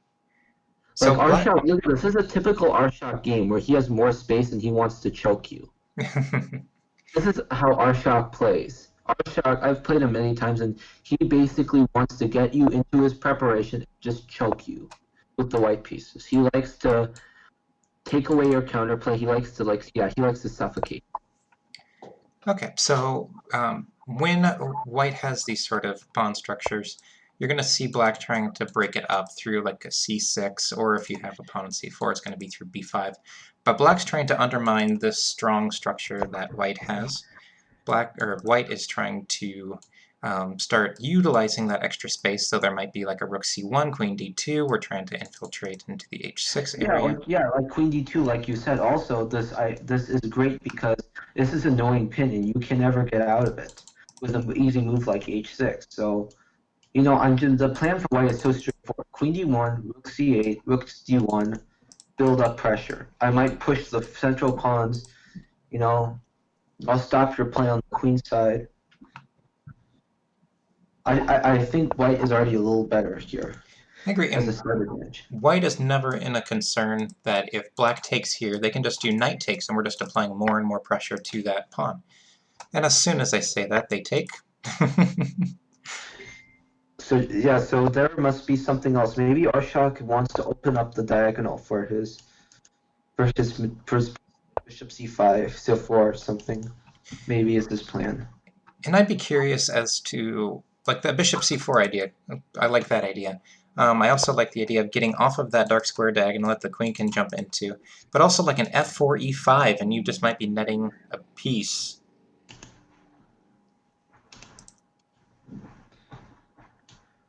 I think, let's see, queen d2 here makes some sense because you're covering b2 and you're giving some more support. Definitely, yeah. That was my initial thought, was playing queen d2, and your plan of course is to continue by playing rook d1. And see, it's hard now because black can't really push either of his pawns. Right, and that's the thing with these hanging pawns, is once you push one, then you're giving up all these squares behind it, and if you push this one, you're giving up all these squares behind it, and you're Yeah, and making then the one of them pawn just backward. becomes just straight weak, you know. And this is the exact issue. Now these hanging pawns are also doing a good job of keeping pieces out, and it's also preventing any immediate pushes, and it's good leveraging points for your pieces. It's just there's some give and takes with these hanging pawns where there's no support on the sides. So let's see, after bishop e6, do we want... rook b1 is interesting. Rook b1, yes, it is interesting. So we want to play b4 and as well make the queen not be on babysitting duty. But my concern would be like a bishop b3, which takes away that d1 square from the rook, and it also prevents us from ever playing that Right, b4 idea. right. No, yeah. I mean, yeah. That is not really all that appetizing. You are correct with that. Although on the other hand, if you play bishop b3, I was thinking, what if I play bishop d1? With the idea is if you trade off, I would hug you and play rook takes on f takes d1, and I have just a lot of pressure. If you ignore and play bishop back, I'm going to play bishop a4, and now this bishop is great on this a4 to e8 diagonal, attacking the c6 pawn. Okay, so you want to It's get the really well, bishop it's off of kind of this... crafty. No, I okay. actually just thought of it. I was like, the bishop does not like being here. Why doesn't the bishop try to come to a4 and create a little bit of pressure? That would be my idea if you did play bishop b3. And that's a good observation. This bishop sitting on e2, all of these pawns on g2, f3, and e4 are all in light squares, and you have no access to the c4 square because of that bishop, nor on b5. So an idea could be to reroute this bishop to a better diagonal where it has a happier life.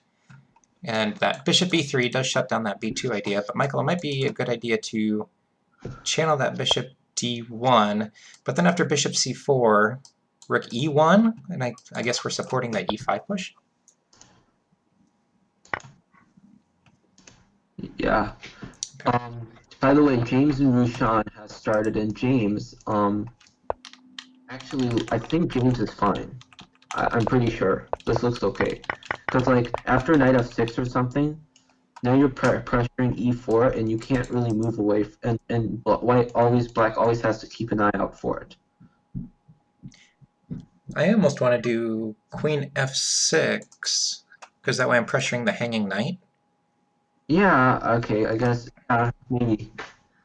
Because then there's also like a bishop c5 with a g5, g4, and we can get into Oh, f2. But that's a pipe dream, though. Because after bishop g2, the queen is also covering f2. yeah, I don't know if you can keep up the momentum. Yeah. I just, maybe knight c5 feels a Yeah, little I better. mean, I just think that this e-pawn will hinder black-white's ability to create play down the d-file, and that might be a crucial factor in the game. And I like a5 with the idea. Now he's looking to get his knight to c5, James. This is a great idea from James. So with a5, you're... E5 is a great move. I love it. I didn't think it was great, but it's a great idea because now your plan is playing knight c5 and just planning it there. And you I could, love it. if you would have played knight c5 first, b4 would have kicked it away. So the idea of playing a5 is you can allow the knight to come in without it worrying about getting kicked. Exactly, and like I said, this pawn is yeah. Knight h5. Interesting. That, not crazy about that. Like it doesn't feel dangerous. Well, the point is, he wants to play here and then get pressure onto our e pawn and the two files. Well, is now the time to play like a bishop c5 to prevent any f4 ideas? Because I think I would encourage... Yeah, because if bishop c5 in this situation, knight f5, we can move the queen to f6, or even g5. We can play g6 or something and kick the knight away. And then we have pressure on g2. We also have pressure on e4. That knight can swing into either c5 or f6. It just feels like a lot of tempo that's getting wasted on that knight.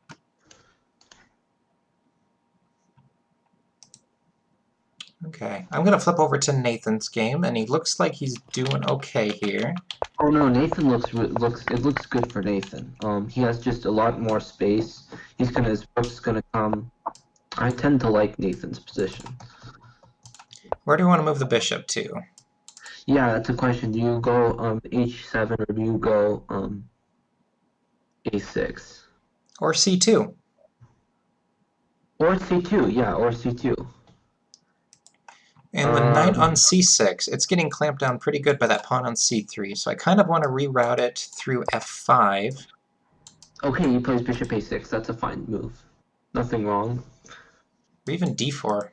Yeah, d4 was my consideration at some point, was just cracking open the center, because look at all these pieces that haven't developed for black yet. Well, my concern is if we open it up too early, we have that bishop sitting on g7 here that's just eating granite on e5. So I want to get the rook over before I play d4 and then drop the bishop back through f8. That's what I was saying, and playing bishop f8 and trying to get the bishop in the game, yes. And it looks like bishop b3 was played by Georgy Orlov, and he did play my bishop d1 idea. My shot did go for my bishop d1. He must have liked it. Yep. Okay, and rook e1 is just what we were thinking too. So that knight wants to jump into d4 or into f4, and this bishop wants to come along into the a4 square where we're pressuring on c6. I like white here. Because knight d4, that wins a pawn, doesn't it?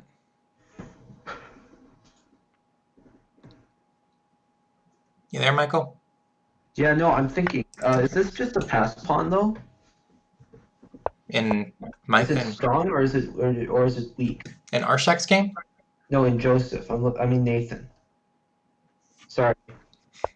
Right. This looks interesting actually, because like I want to play knight b4 as nope, not quite yet. I want to play d3 first. That's the unfortunate part. I want to play knight b4 too. I think we need to play d3 first. Yeah, but then you lose the b6 pawn. Okay. But maybe the rook is just too far out. Like, can you maybe play bishop c4 and say your rook is out of position? After you take on b6? Yeah, how is your rook coming back into the game? Yeah, after d3, rook takes b6, bishop c4. Then just asking. Alright, try that again. So you want d3 first, rook takes b6? And then just bishop c4, and then, well, actually, maybe not bishop c4. I guess he can just kick you with knight. That's the problem. He can just kick you with knight d2. Well, I like knight b4. Okay, knight b4, and then what do you do after it takes? What takes? Knight takes on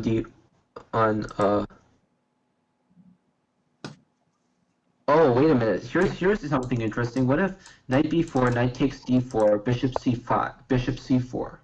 So you said d4, rook takes b6. Tactics with that. What line are you looking at, Michael?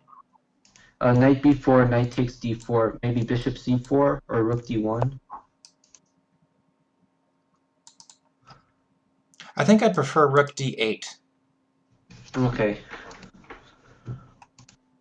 Because then if you play bishop e3, then I have knight c2. Okay, so he wants to cover the pawn anyway.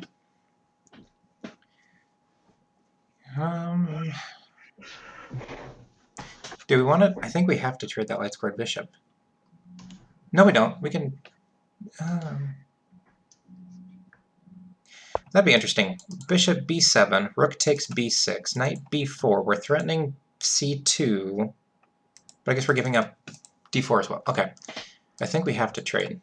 King takes, and then rook f2, either d8. I think I prefer d8. We're going to reroute the bishop into the game. And we're just going to play all of our focus on this pawn.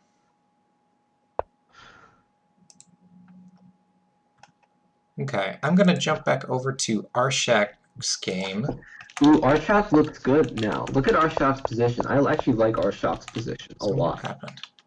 So after rook d8, queen b6, And now bishop b4. e3. Now Arshak's now starting to chip away at the structure. And now bishop a4 is a legit threat. With moves like bishop a4, d1 coming. And rook on b to d1 maybe, just to get on the pin. And now you're really threatening, b takes c with more oomph. So the idea of trying to crack into the king side is a little bit, that time has passed. So now we're trying to chip away at these hanging pawns. Right now d6 is still considered a backwards pawn. We can't immediately take as white from b4 onto c5 because this rook is hanging. So we're going to have to connect them somehow, and that goes into Michael's idea of dropping the bishop onto a4, where it hits the rook and connects our rook, so then we can take here. Yeah, I would actually, yeah, in saying that, after bishop a4, I would consider playing rook b1 then next. Rook Rook on to d1, what? rook on b to d1 B to after d1. bishop a4, rook b d1. Because now there are no threats with like queen takes b1 and that discovery, and now b takes c is a threat. Okay, so he played queen c6 to Of step course, out yeah, of to get anything out of there. the ideas with those tactics and stuff. So now Arshak. Now the question is, what is Arshak's? Here. Well, Maybe you play rook. Maybe you play rook c1. Rook c1 looks good. and then the idea would be if we take on c5, we take on Yeah, the c5 again. only worry again is if he can if c4 ends up being a good move. But I mean, you can still put a lot of pressure on it. Like you can play bishop b2.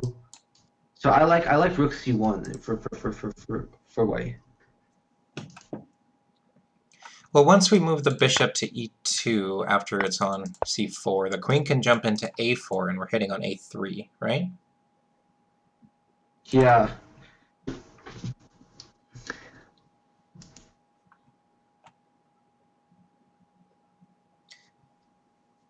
I'm just trying to look at this real quick, and it probably doesn't work, but if I want to take on c5, rook takes on b1, I take on d6. Okay, there's your rook c1 idea. Yeah, that's what I was saying. Rook c1 is the best move. He did not play the c4 right away, so I'm Yeah, that's what I partially... was thinking because he would get there would be just too much pressure. But see, now we're now threatening. We're just going to tell you, okay, we're just going to play b5, and now how do you deal with that? And now, like it's just I see. This is why I like White's positions. Just that look at all this pressure. I think I want to play just b5, or can I take... I don't know, what do I want to do with this pawn on b4?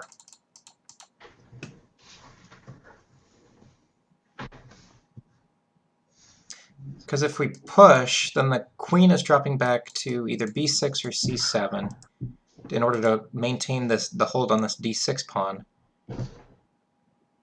And then do we have... I like that idea. Let's play b5, and if the queen drops back to c7 or b6, we have bishop b3, where we're stopping their advancements and we're keeping an eye on the f7 pawn. Then we can play rook d1, and now we're eyeballing d6 once more. There we go. There's our b5, so now the queen has either c7 or b6 in order to maintain control of this d6 pawn.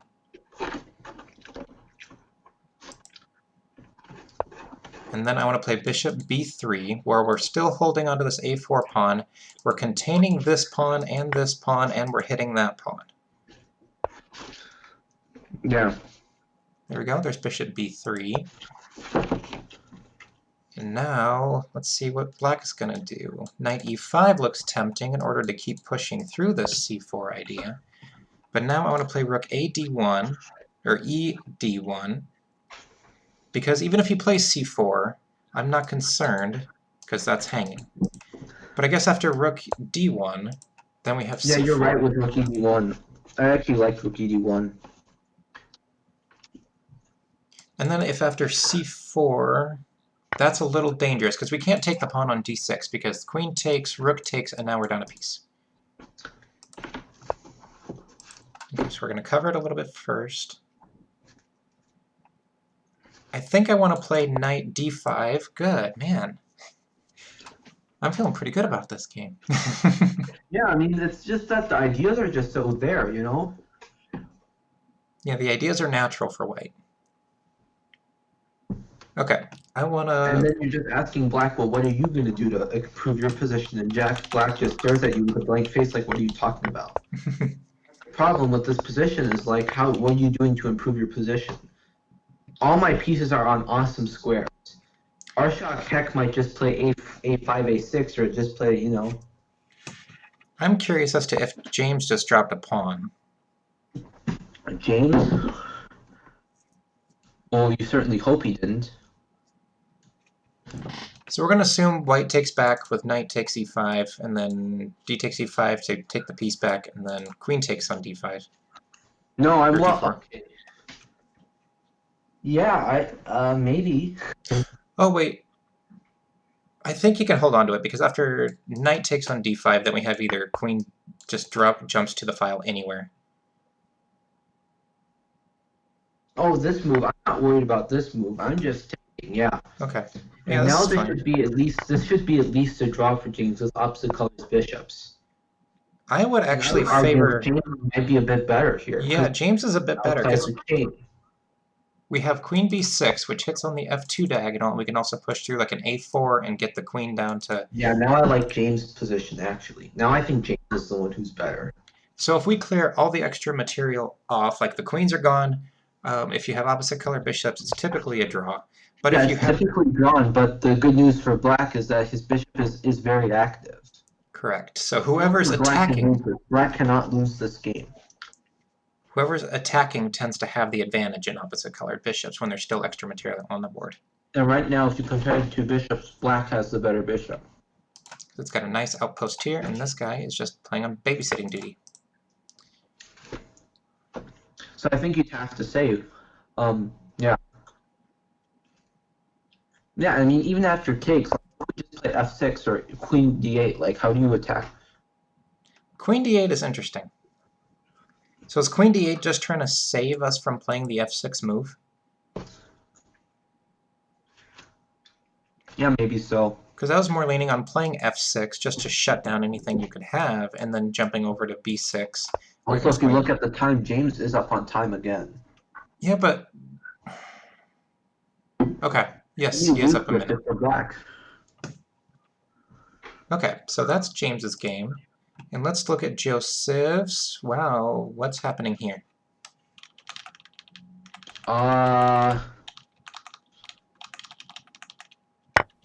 This was that French, right? Where it's really uncomfortable. We got the G pawn. What happened?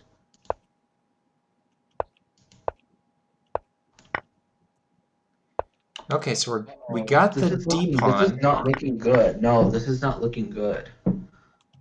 I think...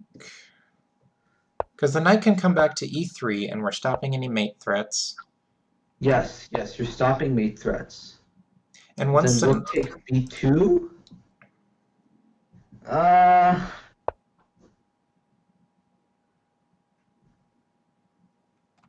That looks hard. That looks really hard. Okay, what if we just try to get the light squared bishop out? So either through b3, a4, or h5. We also have a check on e7 that we can throw in, but Joseph is way down on time.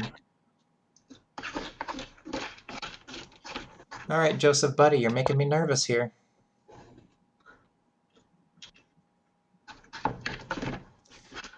Yeah, through the h5 square, or through the a4. I don't really like a4 because you can play b5 and that's the same problem. So if we play bishop h5, the idea would be to stop any mate threats here, because right now, as is, Black's going to play here, take, and then dropping it back. And... Ooh, that's cute.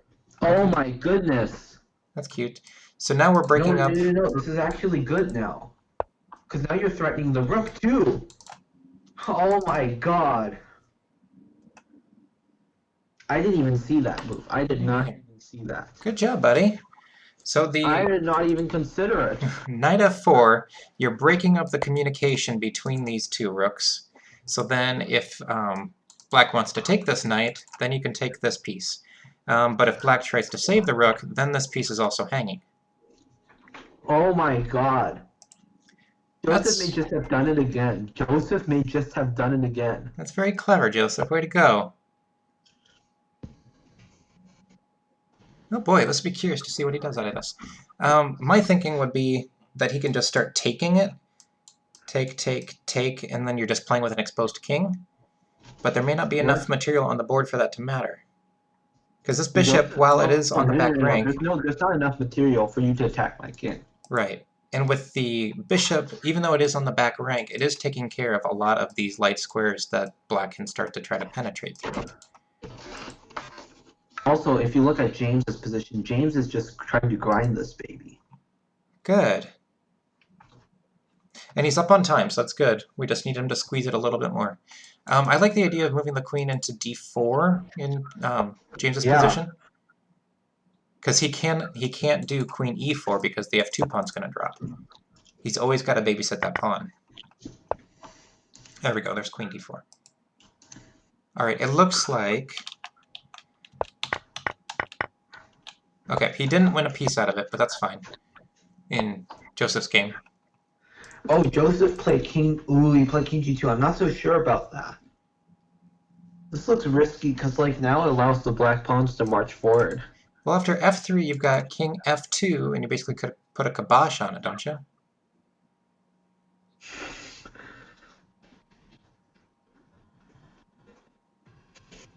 I think he can hold this. I have faith in him. It's still a bit dangerous, and I think James as well can hold his position at least. Okay. I don't really see how he... And Arshak is pushing. He's up a pawn, but he's down 3 minutes.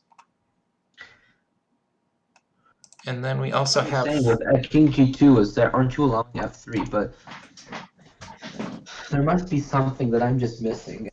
If so, then I'm crazy. And we also have Nathan's game, where both players are under a minute, and it looks like black's trying to push just a little bit with that extra guarded pawn.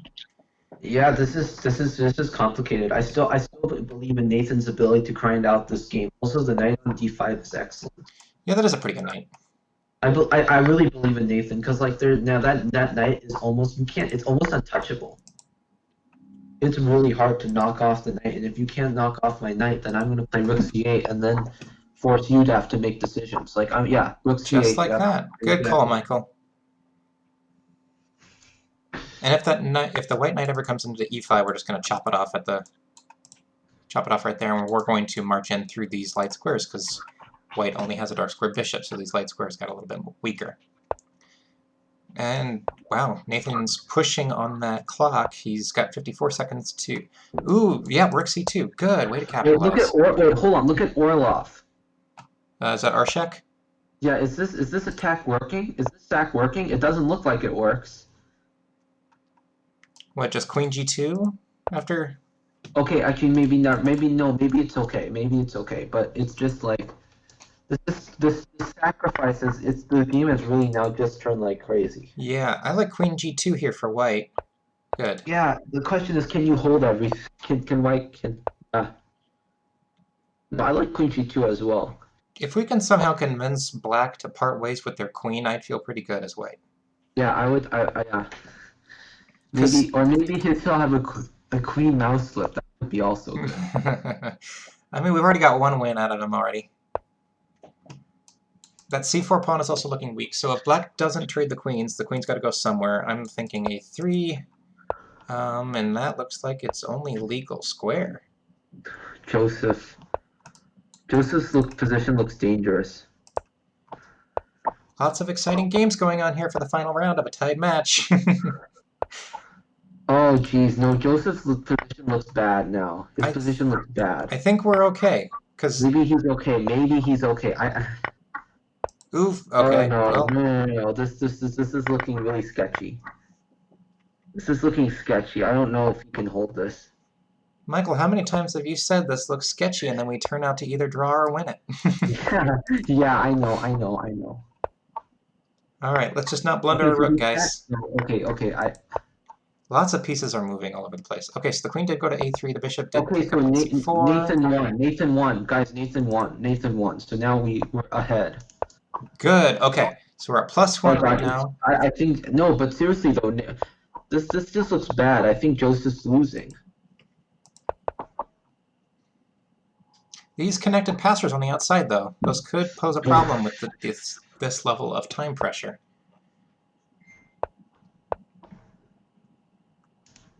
Ooh, that'd be interesting. Rook takes b2.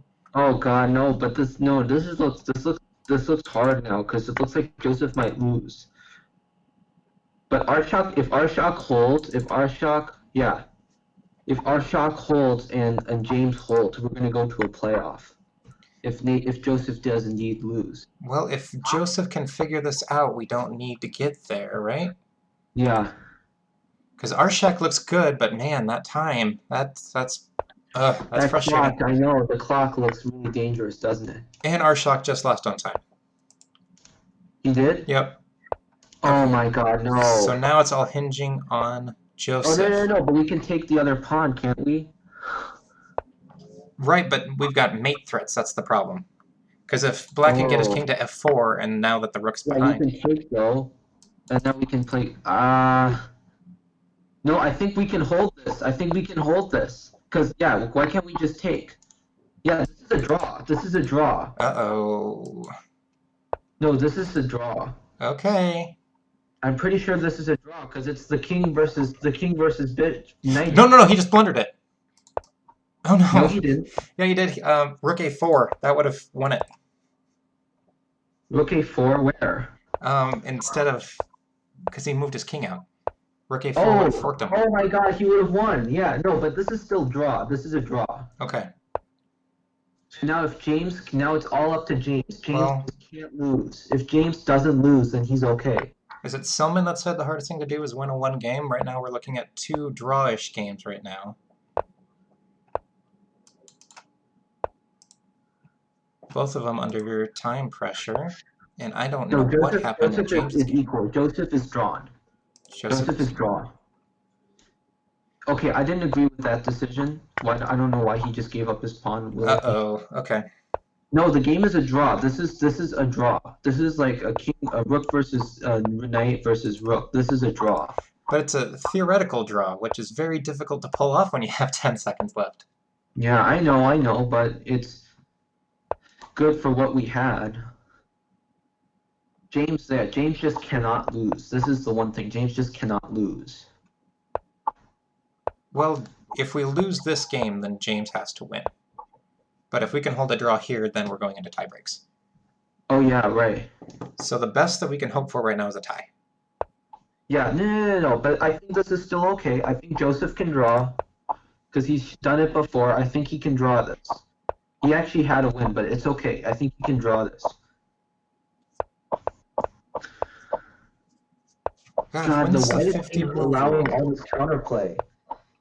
When's the 50 move rule happen here? I have no idea. They're moving so fast I can't scroll back fast enough.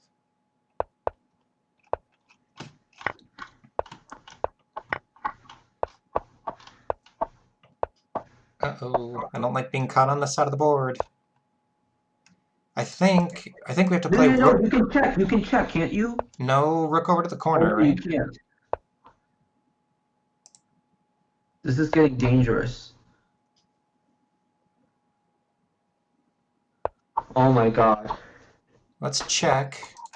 Good, okay, and then we just, I think it's rook b4. Yeah, the other way, opposite side. Yeah, this is good, this is good.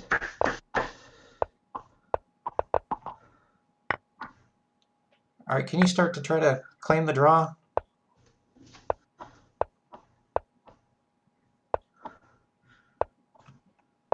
Okay. Wait, James is losing. Oh, what happened? Oh no. Oh my god, we're gonna lose.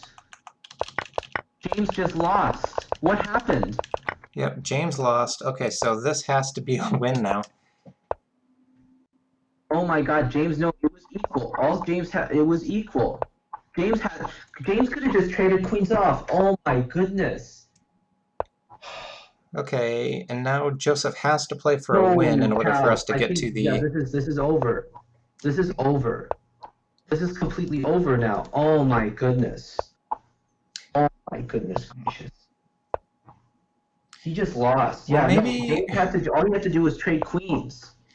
I And he think went we're... into a corner. we are well past the 50 move rule, so I think Black can claim it whenever they want to. But Black's pushing for a win because I'm sure they don't know what's going on the other boards. Oh my But White goodness has to gracious. We're win. gonna lose. No, but we have oh my goodness. Unbelievable. Wow, that was James a good way had to a win that. draw. No, James had a draw. James had a draw. Wow. Unbelievable. Unbelievable. Wow. I honestly can't believe that just happened because he was at least had a draw against Warm Oatmeal. So had he just offered a draw, no, not offered a draw, but had he just Alright, exchanged queens, that's a draw on their board. So we did hold it, but that's then just not unfortunately we enough. lose. If we look Not at the... enough because James had a draw. James had an equal position. Yeah, I agree with you. But with... Why did you play King F8? Why didn't you just play Queen F7? I mean, even if you don't know what's going on, just pure at Joseph's position. He had plenty of time. Yeah, there is no need. What move are you looking at? What board? James Neal's game, 139. Why do you play Queen F8? Why do you play King F8? Why don't you just play Queen F7? Probably because of F6. Or I guess no, that just drops the queen, doesn't it? Just trade queens off the board. Maybe he was trying to just push, and he just pushed too hard. That happens. Yeah, I know, but like if you notice that your guy next to you is in equal position, you can't take this much risk. Especially when you're low on the clock. Don't take that much risk. Well, I'm sure they don't know what's going on the other board, so if they knew that they were in a must-win situation, and just like we were saying, he was trying to push for the win, and it just sort of backfired on him. So as a result, Washington ends up pulling ahead in the last round and winning the match 8.5 to 7.5. So they will be advancing into, I believe, is it the finals or the semifinals? Like one more round of semifinals. Let's see here. So yes, Washington will be advancing into the semifinals against either Michigan or Virginia, and for Iowa, that is the end of our season. So yeah, the end of the road for Team Iowa comes in heartbreaking fashion. Unbelievable, like unbelievable. good games, lots of fun, lots of excitement, lots of some crazy attacking, lots of time scrambles, and I hope everybody enjoyed it. But for us, that's the end of the road. So we hope to see Wow. you. We hope to see you next season if we have it. So, Yeah, that's disappointing. all right. Well, I hope everybody enjoys the rest of the evening. Thank you for tuning in, and we'll see you around.